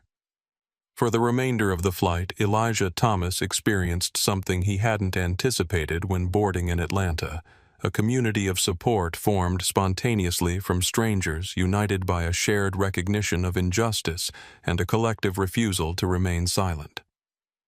As the aircraft began its initial descent into Parisian airspace, Isabel leaned over with a gentle smile. "Whatever happens at that audition tomorrow," she said, her voice carrying the wisdom of decades spent nurturing young talent, "remember that you've already demonstrated extraordinary grace under pressure. Music isn't just about technical skill, it's about having something meaningful to express. After today, I'd say you have that in abundance." The simple truth of her observation resonated with Elijah in unexpected ways. Throughout his musical training, he had sometimes struggled to connect the technical perfection he could achieve with the emotional depth the music demanded. Today's experience processing intense emotions while maintaining external composure had created a new understanding of how to channel feeling through discipline rather than despite it. As the seatbelt sign illuminated for landing, Elijah realized that while the discrimination he had experienced was painfully familiar, the solidarity that followed was something new, a counterbalance that, while not erasing the injustice, perhaps offered a different lens through which to view humanity. The touchdown at Charles de Gaulle Airport came just after 7:30 a.m. local time, the massive aircraft settling onto the runway with a series of gentle bumps before taxiing toward Terminal 2E. As the seatbelt signs chimed off, passengers began the familiar routine of gathering belongings and forming the impatient queue in the aisles. For Elijah Thomas, however, the arrival process unfolded differently. Miguel Ramirez approached his row before the general deplaning began. "First Officer Reynolds has arranged priority deplaning for you," he explained. "An Atlantic Airways representative will meet you at the gate to assist with your cello and ground transportation." Isabel Garza squeezed Elijah's hand briefly. "Remember what I said about breathing," she reminded him with grandmotherly warmth. "For both Bach and life in general." She wrote her email address in the margin of the musical notation pages she had given him. "I expect a full report on the audition. No excuses." Across the aisle, James Wilson extended his business card. "My direct line is on the back," he said. "I come to Paris monthly for business. Call if you need anything at all during your stay." As Elijah gathered his belongings, the teenagers from the row behind Sophia and Taylor approached. "We've saved all the video footage to a private cloud folder," Sophia explained, showing him her phone screen with the access information. "It's your experience, your decision what happens with it." Taylor nodded in agreement. "Whatever you decide, we're with you. What happened wasn't okay, and you handled it with more maturity than most adults would have." First Officer Nathan Reynolds appeared at the front of the aircraft as the doors opened, personally overseeing the careful removal of Elijah's cello from the closet. He had changed from his uniform jacket to a more casual pilot sweater, symbolically stepping away from his official role into something more personal. "Mr. Thomas," he said, as Elijah approached the exit, "I wanted to ensure your instrument was properly handled." He gestured to where a ground crew member waited with the cello case on a special cart. "Thank you, Elijah," replied the simple phrase encompassing far more than gratitude for the instrument handling. Nathan seemed to understand the broader meaning. He reached into his pocket and withdrew a small object, a silver pilot's wings pin, the kind sometimes given to children visiting the cockpit. 20 years ago, I was in a similar situation," he said quietly. No one spoke up then. No one intervened. He offered the pin to Elijah. "This reminded me why I became a pilot, to navigate difficult spaces with integrity. Maybe it can be a reminder that for every person who tries to clip your wings, there are others who recognize your right to soar." The gesture, simple but loaded with personal significance, created a moment of genuine connection between them. "Thank you, sir," Elijah said, accepting the pin with evident emotion. This means a lot. Good luck with your audition, Nathan replied. Bach has rarely had a more worthy interpreter. In the terminal, Elijah was met by Caroline Dubois, a customer care representative who efficiently guided him through the arrival process. His cello was transferred to a specialized vehicle for transport to his accommodation, while Caroline handled his passport control and customs formalities through an expedited channel. First Officer Reynolds made special arrangements, she explained in lightly accented English. We want to ensure your experience on the ground is much better than your experience in the air. Meanwhile, at another exit from the aircraft, Veronica Whitfield was met by 2 Atlantic Airways management representatives who escorted her to a private office. Her face was pale, her earlier defiance replaced by the dawning reality of her situation as she disappeared into the administrative section of the terminal. As Elijah settled into the company car that would take him to his accommodation, his phone buzzed with a message from his mother. Just landed, he texted back, deciding that the full story could wait until after his audition. No need to worry her when she was already anxious about his performance. Love you, baby. You've got this. Call me after, came her immediate reply, followed by a string of heart emojis. The simple exchange brought unexpected emotion welling up the culmination of stress exhaustion and the strange mix of validation and residual hurt from the flight. For the first time since boarding in Atlanta, Elijah allowed himself to feel everything he had carefully contained: the humiliation, the anger, the relief of intervention, the gratitude for unexpected allies. A single tear slid down his cheek as the car merged onto the A1 motorway toward central Paris. He wiped it away quickly, embarrassed even in privacy, then caught himself in the automatic response.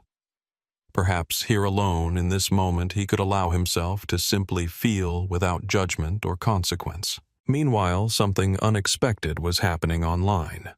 Despite Sophia and Taylor's promise to keep the video private, another passenger, a marketing executive with a substantial social media following, had posted his own recording of the confrontation and resolution. The clip captioned, "How to Handle Racism at 37,000 Feet, Atlantic Airways. First Officer shows." True leadership was gaining traction rapidly. By the time Elijah arrived at his small hotel in the 5th arrondissement, the video had been viewed 50,000 times. By noon, as he unpacked his cello for a practice session, the count had reached 250,000.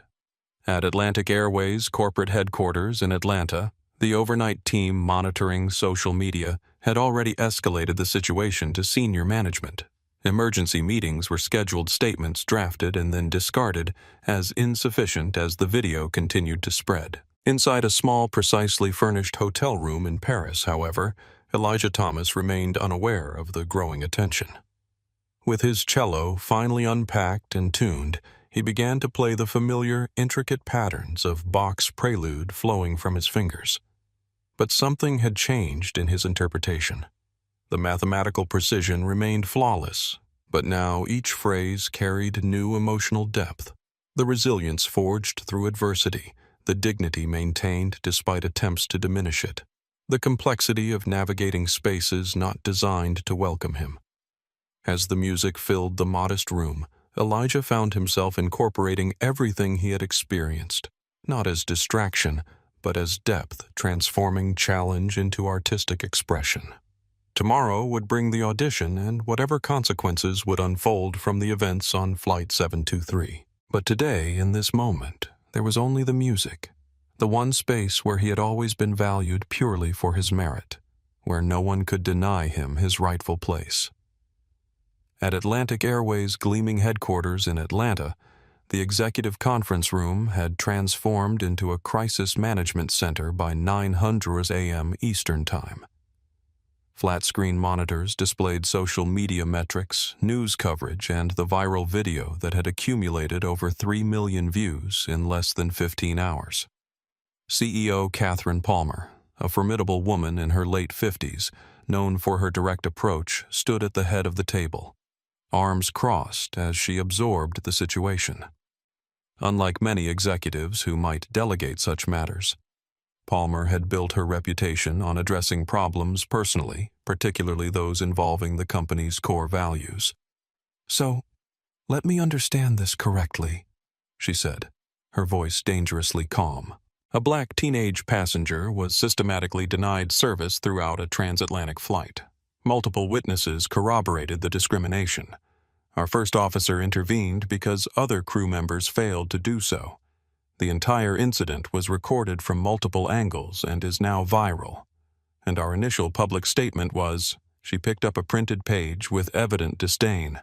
"Atlantic Airways is investigating reports of a service inconsistency on Flight 723. The head of corporate communications winced visibly. We were trying to avoid escalating the situation before what Palmer interrupted her tone sharp. Before people noticed racial discrimination happened on our aircraft. That ship has sailed." She tossed the statement onto the table with evident disgust. "This isn't a service inconsistency. It's discrimination. Call it what it is." The room fell silent, executives exchanging uncomfortable glances. Palmer had always emphasized accountability, but her intensity in this moment surprised even longtime colleagues. As the tension peaked, James Wilson entered the conference room, having flown back from Paris on the first available connection. His presence caused a stir. Board members rarely involved themselves in operational issues. James Palmer acknowledged with a nod. "I understand you witnessed the incident firsthand." "I did," Wilson confirmed, setting his briefcase on the table with deliberate care. "And I want to be absolutely clear, what happened on that flight was textbook discrimination." The young man involved, Elijah Thomas, was singled out and denied service that every other passenger received automatically. He activated a tablet and projected his own documentation onto the main screen, a meticulous timeline of events from Flight 723, with timestamps and specific observations. The senior flight attendant, Veronica Whitfield, deliberately skipped Mr. Thomas for beverage service at 17:42 UTC. She denied him a blanket at 19:15 despite distributing them to surrounding passengers. She removed another flight attendant who was about to serve him a meal at 20:30. When he finally requested water, she accused him of being disruptive in front of the entire cabin. Wilson's precision silenced the room. If First Officer Reynolds hadn't intervened, this situation would have been exponentially worse. Palmer turned to the HR director. "Where is Ms. Whitfield, now suspended pending investigation as per protocol? She arrived back in Atlanta this morning and has been interviewed by our internal affairs team. And First Officer Reynolds still in Paris. He's scheduled to deadhead back on tomorrow's flight." Palmer nodded decision, visibly formed. "Here's what happens next. First, we issue a new statement immediately. We acknowledge the discrimination that occurred, apologize unequivocally to Mr. Thomas, and outline specific steps we're taking to address both this incident and prevent future occurrences." She turned to the HR director. "Second, I want a complete review of Ms. Whitfield's service record. If there are previous incidents that were overlooked, I want to know why and who failed to address them." "There are," Wilson interjected quietly. "I've already requested the records. 3 passenger complaints in the last 18 months alleging similar treatment, all classified as resolved after standard customer service responses. No disciplinary action taken." A troubled murmur spread through the room. "Third," Palmer continued, "I want to speak personally with First Officer Reynolds. His intervention represents exactly the kind of leadership we should be recognizing and amplifying throughout the organization." She paused, scanning the faces around the table. "And fourth, most importantly, I want a comprehensive overhaul of our training protocols around bias recognition and intervention. This isn't just about one flight attendant. This is about creating a culture where everyone feels responsible for ensuring equitable treatment." The Chief Operating Officer raised a hand. "Catherine, the financial implications of publicly acknowledging liability are nothing compared to the moral implications of not addressing discrimination." Palmer finished firmly. "Not to mention the long-term reputation damage if we try to minimize this." She gestured to the social media metrics displayed on the wall where Atlantic Airways' sentiment score was plummeting hourly. The public isn't stupid. They can see what happened. Our only path forward is to acknowledge it, address it seriously, and commit to genuine change. 4 hours later, Atlantic Airways released a new statement that made headlines across travel industry publications. Atlantic Airways acknowledges that a passenger on Flight 723 experienced discriminatory treatment that violates our fundamental values and commitment to equitable service. We apologize unreservedly to the passenger affected. We are taking immediate steps, including a comprehensive review of our training programs, implementing enhanced reporting mechanisms for bias incidents, and appropriate personnel actions. We commend First Officer Nathan Reynolds for his exemplary leadership in addressing this situation, which represents the standard to which all our team members should aspire. By evening, a more detailed announcement revealed the development of what would eventually become known as the Reynolds Protocol, a structured intervention process empowering any Atlantic Airways employee to address observed discrimination, regardless of hierarchical position. The protocol had 3 simple steps. Recognize, identify behaviors that single out individuals based on perceived identity. Respond, intervene directly, prioritizing the dignity of the affected person, and report document incidents thoroughly to enable appropriate follow-up. In Paris, preparing for his audition the following morning, Elijah Thomas remained largely unaware of these corporate machinations. His mother, however, having finally learned the full story from viral videos shared by relatives, was on the phone with Atlantic Airways' executive customer team. Her nurses, calm in crisis situations, temporarily abandoned in fierce maternal advocacy. My son shouldn't have had to endure 3 hours of discrimination before someone intervened, Denise Thomas stated firmly. I'm glad your first officer finally did the right thing, but where was everyone else? As the day ended in Atlanta, CEO Palmer made one final decision that would prove crucial to the long-term impact of the incident. She authorized a substantial donation to a music education access fund for underserved communities, with the stipulation that it would be named after the program's first recipient, regardless of whether Elijah Thomas ultimately chose to pursue legal action against the airline. It was a gesture that acknowledged a fundamental truth. Some harms cannot be undone, only recognized and transformed into opportunity for others. The bridge from accountability to growth was being constructed, one careful decision at a time. The Conservatoire de Paris stood like a testament to artistic permanence amid the bustling modern city. Its neoclassical facade a reminder that while politics, technologies, and social structures evolved, the pursuit of musical excellence remained timeless. Inside the historic building, 19 international applicants waited nervously in a high-ceilinged antechamber instrument cases of various sizes positioned carefully beside their owners. The room hummed with the quiet tension of concentrated talent young musicians from across the globe, each having survived multiple rounds of selection to reach this final audition. Elijah Thomas sat slightly apart from the others, eyes closed, fingers moving in silent rehearsal against his thigh. The complex fingering patterns of Bach's Prelude had become second nature through thousands of repetitions, but today they required conscious attention. The tumultuous events of Flight 723 had left him operating on minimal sleep, his usual pre-performance routine disrupted by circumstances beyond his control. He'd managed 3 hours of practice in his hotel room before forcing himself to rest.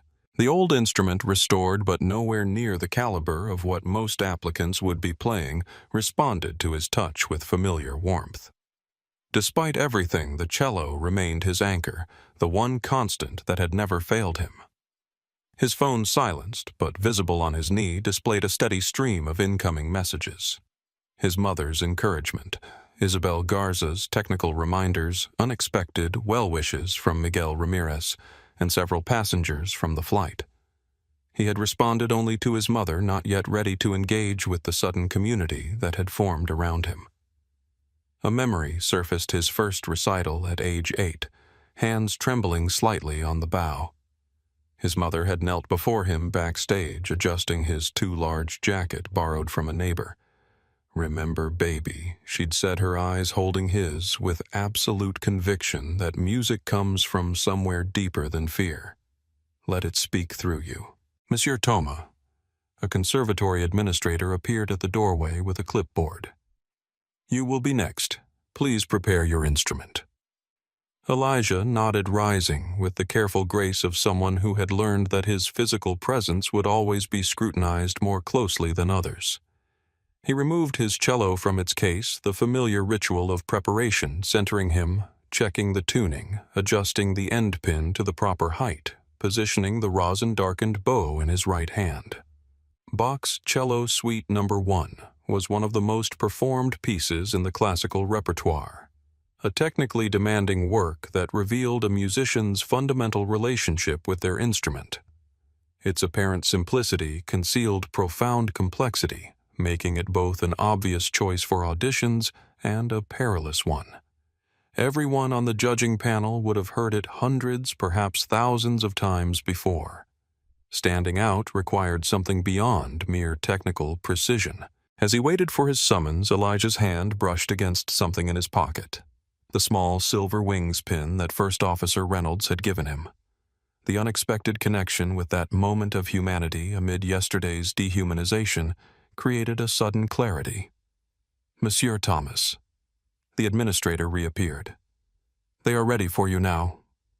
The audition room was smaller than Elijah had imagined, an intimate space with excellent acoustics. 3 judges seated behind a simple table, their expressions professionally neutral. The center judge, an elderly woman with silver hair pulled into a severe bun, nodded acknowledgement. "Elijah Thomas from Atlanta, United States," she stated in accented English.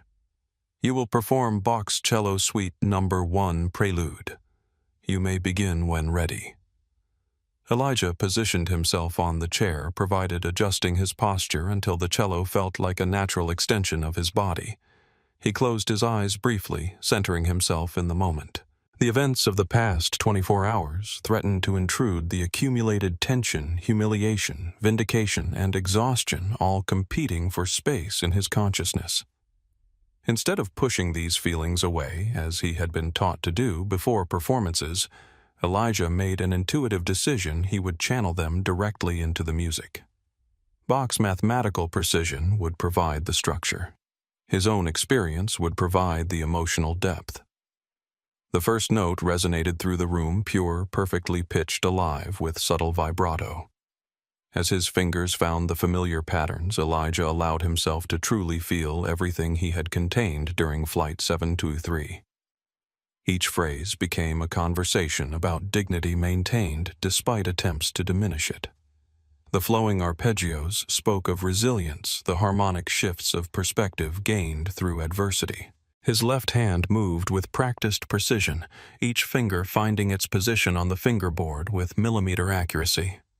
The bow in his right hand pulled across the strings with varying pressure, sometimes feather light for the delicate passages, sometimes with greater weight for the resonant lower notes.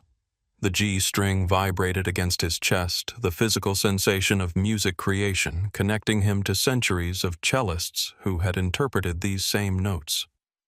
In the third passage, where many cellists struggled with the transition between positions, Elijah executed a perfect shift, his hand gliding up the neck of the cello, while maintaining the rhythmic integrity that made Bach's mathematics sing. The D minor section often played with technical correctness, but emotional flatness became in his hands a statement of controlled power, each note given its full value while contributing to the greater phrase.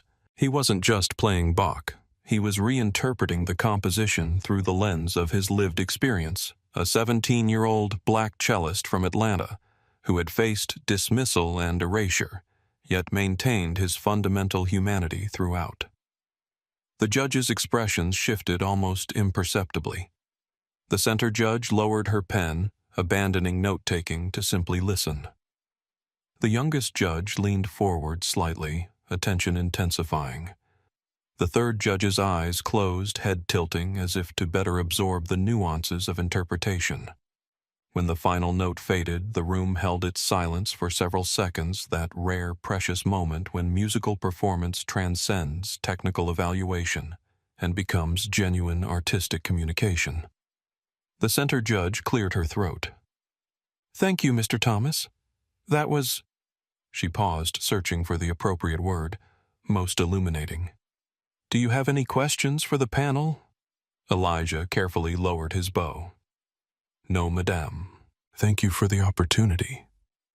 As he packed his cello back into its case, Elijah noticed his hands were perfectly steady. The anxiety that had accompanied him into the room had transformed into something else, a quiet certainty that, regardless of the panel's decision, he had expressed something authentic through his music. He had played his truth, and that was ultimately what mattered. In the hallway outside, the administrator who had called him in earlier approached with an uncharacteristic smile. "That was exceptional, young man," he said quietly. "Truly exceptional." Elijah nodded thanks, not yet trusting himself to speak. The emotional release of the performance had left him simultaneously drained and invigorated. Outside the conservatory, Paris continued its timeless rhythm. Cafes filled with morning patrons, tourists navigating narrow streets, residents hurrying to work with practiced efficiency. Elijah stood for a moment on the historic steps, cello case secured on his back, and took a deep breath of the cool morning air. His phone vibrated with an incoming call, his mother anxiously awaiting news of the audition. As he began to describe the experience to her, Elijah realized something fundamental had shifted within him. The same dignity he had maintained throughout Flight 723, the core self that Veronica Whitfield had failed to diminish despite her efforts, had found its voice through Bach's centuries-old composition.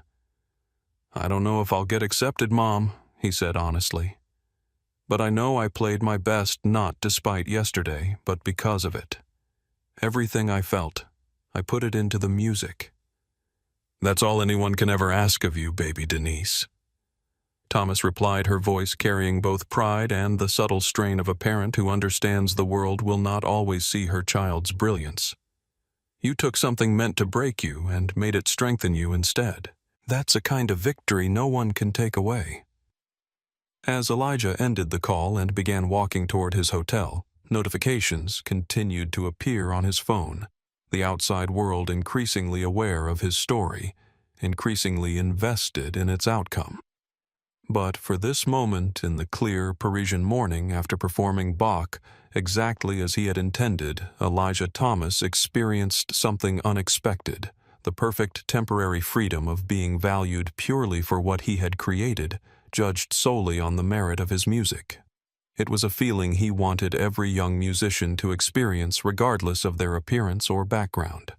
A feeling that in the months ahead would shape his decisions about Atlantic Airways' settlement offer, and his own evolving role as reluctant symbol in a larger conversation about equality, accountability, and the transformative power of bearing witness. 2 weeks after the events of Flight 723, First Officer Nathan Reynolds stood in Atlantic Airways' primary training facility, facing 30 senior flight attendants and pilots who would become the company's first dignity advocates. The newly created role would fundamentally alter the airline's approach to recognizing and addressing discriminatory behavior. The Reynolds Protocol isn't about creating heroes.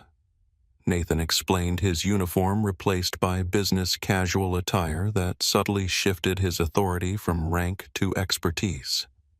It's about establishing a consistent framework for intervention when we observe discrimination happening. He gestured toward the screen behind him where 3 principles were displayed in clear, direct language. Recognize. Identify behaviors that single out individuals based on perceived identity. Respond. Intervene directly, prioritizing the dignity of the affected person. Report. Document incidents thoroughly to enable appropriate follow-up. Flight 723 represented a breakdown at multiple levels. Nathan continued candidly, not just in the discriminatory treatment itself, but in the fact that intervention came so late. Several crew members noticed what was happening, but didn't feel empowered to act. That's what we're changing today. In the 2 weeks since the incident, Atlantic Airways had moved with unprecedented speed to implement structural reforms. CEO Catherine Palmer had personally directed the creation of an independent oversight committee comprising civil rights experts, customer advocates, and industry professionals.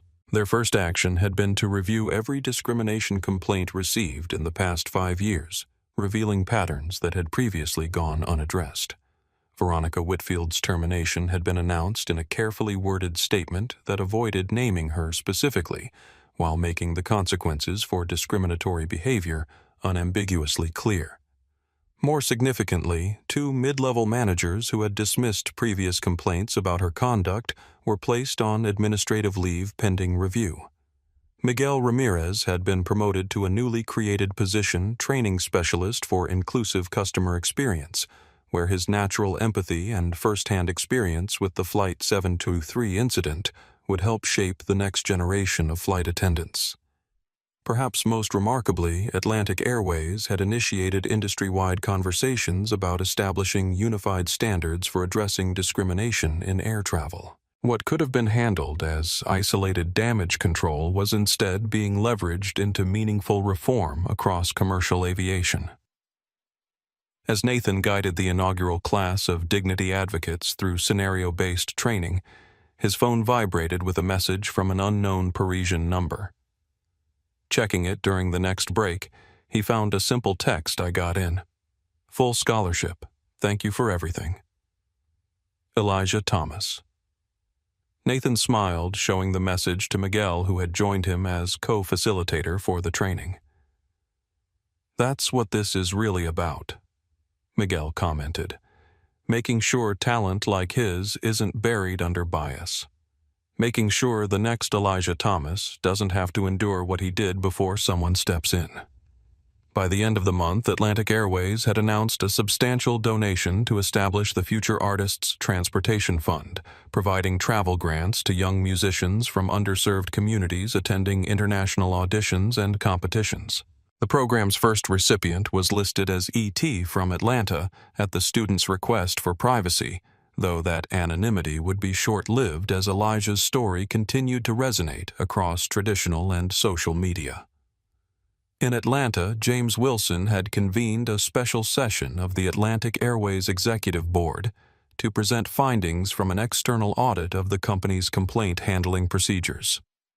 What we discovered was a pattern of incident classification that routinely downgraded discrimination reports to customer satisfaction issues. He explained his normally reserved demeanor charged with purpose. This wasn't just about one flight attendant. It was about organizational structures that failed to recognize and address discrimination even when directly reported. The resulting accountability measures were unprecedented in the industry, tying executive compensation directly to verified improvements in equitable treatment metrics, establishing anonymous reporting channels that bypassed traditional hierarchies, and creating public-facing dashboards that tracked the company's progress. Most importantly, the changes weren't presented as damage control, but as competitive advantage. Companies that address bias effectively retain more customers, attract better talent, and ultimately deliver better experiences, CEO Palmer stated in a widely covered press conference.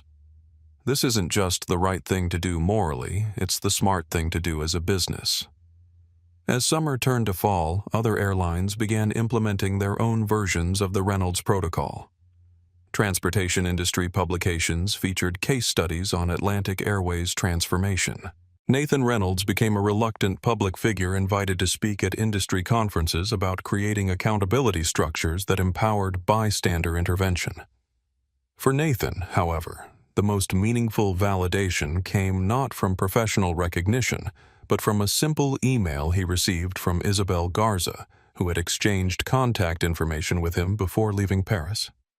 "I thought you should see this," she wrote, attaching a link to a student recital at the Conservatoire de Paris. The video showed Elijah Thomas performing Bach's Cello Suite No. 1, the same piece from his audition, but somehow transformed further. The technical precision remained flawless, but the emotional depth had evolved into something more nuanced, less about personal struggle, more about universal human dignity. The video's description, written in both French and English, included a dedication that brought unexpected moisture to Nathan's eyes. For those who speak up when silence would be easier, your voices matter.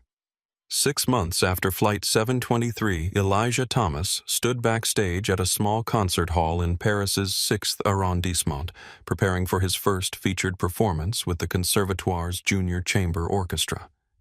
His fingers moved through warm-up exercises automatically, while his mind processed the remarkable path that had led him here. The Conservatoire experience had exceeded his expectations. His talent had been recognized, challenged, and nurtured by instructors who pushed him technically while encouraging his emotional interpretation. His Bach audition piece had become something of a signature requested frequently at student showcases and small recitals. Less expected was the community that had formed around him, connections forged through the crucible of Flight 723 that had somehow endured and deepened over time. Isabel Garza had traveled from Texas for this performance, her first international trip since the fateful flight. She sat in the front row, silver hair elegantly styled, the pride of a teacher evident in her posture. They had maintained regular correspondence with Isabel, offering both technical guidance and grandmotherly wisdom about navigating his new European life. "Music is your passport," she had written in one email, "but never forget that your voice extends beyond your cello. Both deserve to be heard." James Wilson had become an unexpected mentor, using his frequent business trips to Paris as opportunities to check on Elijah's progress. After their third meeting, Wilson had finally explained his particular investment in Elijah's situation. "My son is about your age," he had admitted over dinner at a small bistro near the Seine. "He's never faced what you faced on that flight. He likely never will. That's a privilege I was born with, too, one I didn't earn and didn't recognize until much later in life.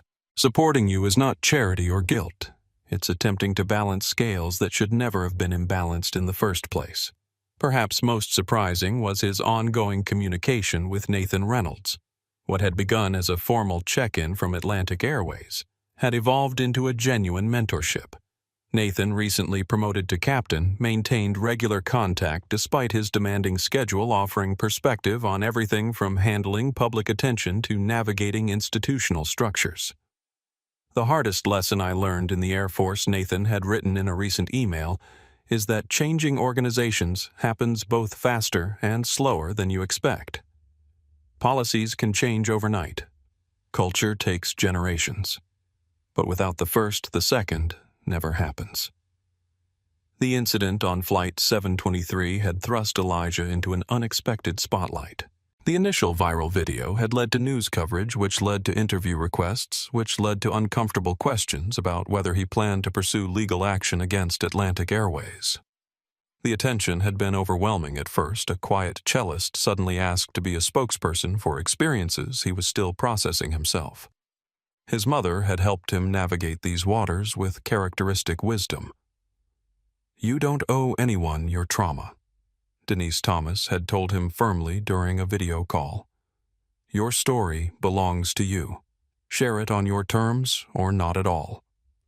Ultimately, Elijah had declined most interview requests, agreeing only to a thoughtful conversation with a music education journal about barriers facing young musicians from underrepresented backgrounds. He had also declined Atlantic Airways' initial settlement offer, working instead with a lawyer recommended by James Wilson to negotiate terms that focused less on personal compensation and more on structural change. The resulting agreement included the Transportation Fund for Young Artists, scholarship programs for aviation students from underrepresented groups, and specified metrics for measuring improvement in equitable treatment across Atlantic Airways operations. The modest personal settlement had been immediately invested in a higher quality cello and instrument that would grow with his developing skills. Now, as the stage manager signaled 5 minutes until performance, Elijah checked his phone one last time. A new message had arrived from Miguel Ramirez. "Thinking of you tonight. Remember what you told me on the flight. Some people try to clip your wings. Others teach you to soar higher. Your music helps all of us soar. Play your heart out. Attached was a photo of Miguel in his new role training a diverse group of flight attendants using materials that Elijah had learned included an anonymized case study based on Flight 723. As he stepped onto the stage to warm applause, Elijah felt the weight of his cello, its solid presence both a responsibility and a privilege. In the front row, Isabel smiled encouragingly. Several rows back, he spotted James Wilson sitting beside his teenage son, who had traveled to Paris specifically for this performance. The most powerful presence, however, was the empty chair at the end of the third row reserved for Nathan Reynolds, whose flight from Atlanta had been delayed, but who had promised to arrive before the finale. The seat represented something beyond personal connection. It symbolized the unexpected community that had formed from a moment of injustice, a community committed to ensuring that moment wasn't repeated. As Elijah positioned his bow and nodded to the conductor, he allowed himself to fully inhabit this truth. The music he created belonged everywhere, deserved to be heard. Everywhere could not be diminished by anyone's attempt to make him feel less worthy. That certainty resonated in every note as the orchestra began to play a harmony of different instruments, creating something more beautiful together than any could produce alone. 1 year to the day after Flight 723, Elijah Thomas stood center stage at La Salle Pleyel in Paris, the magnificent concert hall filled to capacity for the Conservatoire's annual showcase of exceptional first-year students. The honor of closing the program had been given to him, recognition not just of his technical skill, but of the emotional depth that had become his trademark. In the audience sat an unlikely assembly. Denise Thomas, finally able to take time away from her nursing duties, watched with tears glistening in her eyes, her sacrifices vindicated in her son's success. Beside her sat Isabel Garza, who had become a surrogate grandmother figure traveling to Paris for each of Elijah's significant performances. James Wilson and his family occupied premium seats, their regular presence at his concerts now a comfortable tradition. Captain Nathan Reynolds, in civilian clothes rather than his pilot's uniform, had flown in specifically for this anniversary performance. Next to him sat Miguel Ramirez, now Atlantic Airways Director of Inclusive Customer Experience, a position created in the aftermath of Flight 723. Most remarkable, however, was what occurred on stage. Elijah had chosen not to perform Bach, his signature piece, but rather a contemporary composition he had written himself titled simply Flight. The piece incorporated elements of classical structure, jazz, improvisation, and subtle rhythmic patterns, reminiscent of his Atlanta roots. As the final notes resonated through the hall, the audience rose in unanimous standing ovation. The applause continued as Elijah took 3 modest bows before gesturing to someone off stage, his composition professor, who had mentored him through the creation of this deeply personal work. Afterward, at a small reception for performers and special guests, Elijah moved between conversations with newfound confidence.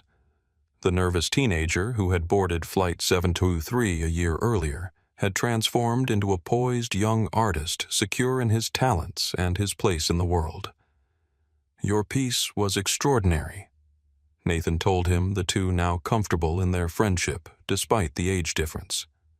"You've taken everything that happened and transformed it into something beautiful without diminishing its truth. That's real artistry." "I had good teachers," Elijah replied, his gaze encompassing the unlikely community gathered around him. People connected not by common background, but by a shared commitment to recognizing and addressing injustice. Across the Atlantic, in a discount department store in suburban Atlanta, Veronica Whitfield restocked shelves with mechanical precision, her name badge identifying her only as V. The viral nature of Flight 723 had made finding employment in customer service challenging. Her current position represented a significant step down in both status and income. During her break scrolling through her phone, she came across a music review from a Parisian cultural magazine. The headline featured a name she had tried to forget: Elijah Thomas, a new voice transforms personal experience into universal art.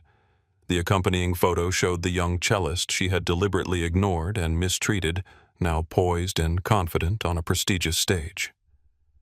The article praised not only his technical precision, but the emotional authenticity of his original composition, noting that adversity had seemingly deepened rather than diminished his artistic voice. For the first time since her termination, Veronica felt something beyond self-pity and resentment, a dawning recognition that her actions had failed in their fundamental aim.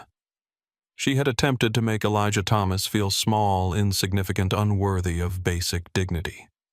Yet here he was, his talent recognized internationally, his future expanding with possibility, while hers had contracted to the confines of a job she would once have considered beneath her. The true consequence of her actions wasn't the lost job or reduced circumstances. It was the unavoidable knowledge that she had tried to diminish someone's humanity and had instead revealed the limitations of her own. Meanwhile, the changes initiated by Flight 723 continued to expand beyond their origins. The Reynolds Protocol had been adopted by 3 major international airlines and was being considered for industry-wide implementation. Atlantic Airways' Dignity Advocate program had trained over 500 employees, creating a culture where intervention was expected rather than exceptional. Most significantly, the Future Artists Transportation Fund had already supported 37 young musicians from underserved communities in traveling to international auditions competitions and performances. 3 were now studying at prestigious conservatories they could not otherwise have reached. On this anniversary evening, as Elijah Thomas exchanged his formal performance attire for casual clothes and joined his unlikely community for a celebratory dinner, a commercial aircraft passed overhead, an Atlantic Airways flight beginning its transatlantic journey. Inside that pressurized cabin, flight attendants trained under the new protocols served passengers with scrupulous equity. A laminated card in every crew member's pocket outlined the Reynolds Protocol, while a discreet pin on their uniforms identified dignity advocates available throughout the aircraft. The connection between that flight and the young cellist celebrating below was invisible, yet undeniable. A testament to how individual courage, when witnessed and amplified, could transform isolated incident into lasting change. One flight had carried Elijah Thomas toward his dream. Now countless others would do the same for those who followed their journeys made smoother by the turbulence he had weathered with such remarkable grace. As Elijah raised a glass in toast to those gathered around the table, his words captured the essence of everything that had unfolded since Flight 723, to speaking up when silence would be easier, to standing firm when dignity is at stake, and to creating something beautiful from moments that were never meant to be beautiful at all. In that simple toast lived the most powerful truth of all, that justice, like music, requires not only individual voices, but the courage to ensure all voices can be heard. This story has touched many of us deeply, showing how a single moment of courage can create ripples of change that extend far beyond one flight or one person's experience. If it moved you as much as it moved others, please take a moment to like this video and subscribe to our channel for more powerful stories of resilience, dignity, and positive change. Have you ever witnessed discrimination and spoken up or wished you had? Share your experiences in the comments below. Each story shared helps build awareness and encourages others to act when they witness injustice. Remember, as First Officer Reynolds demonstrated, sometimes the most powerful action isn't a grand gesture, but simply doing what's right when it would be easier to look away. Thank you for watching and for being part of a community that believes in the power of bearing witness.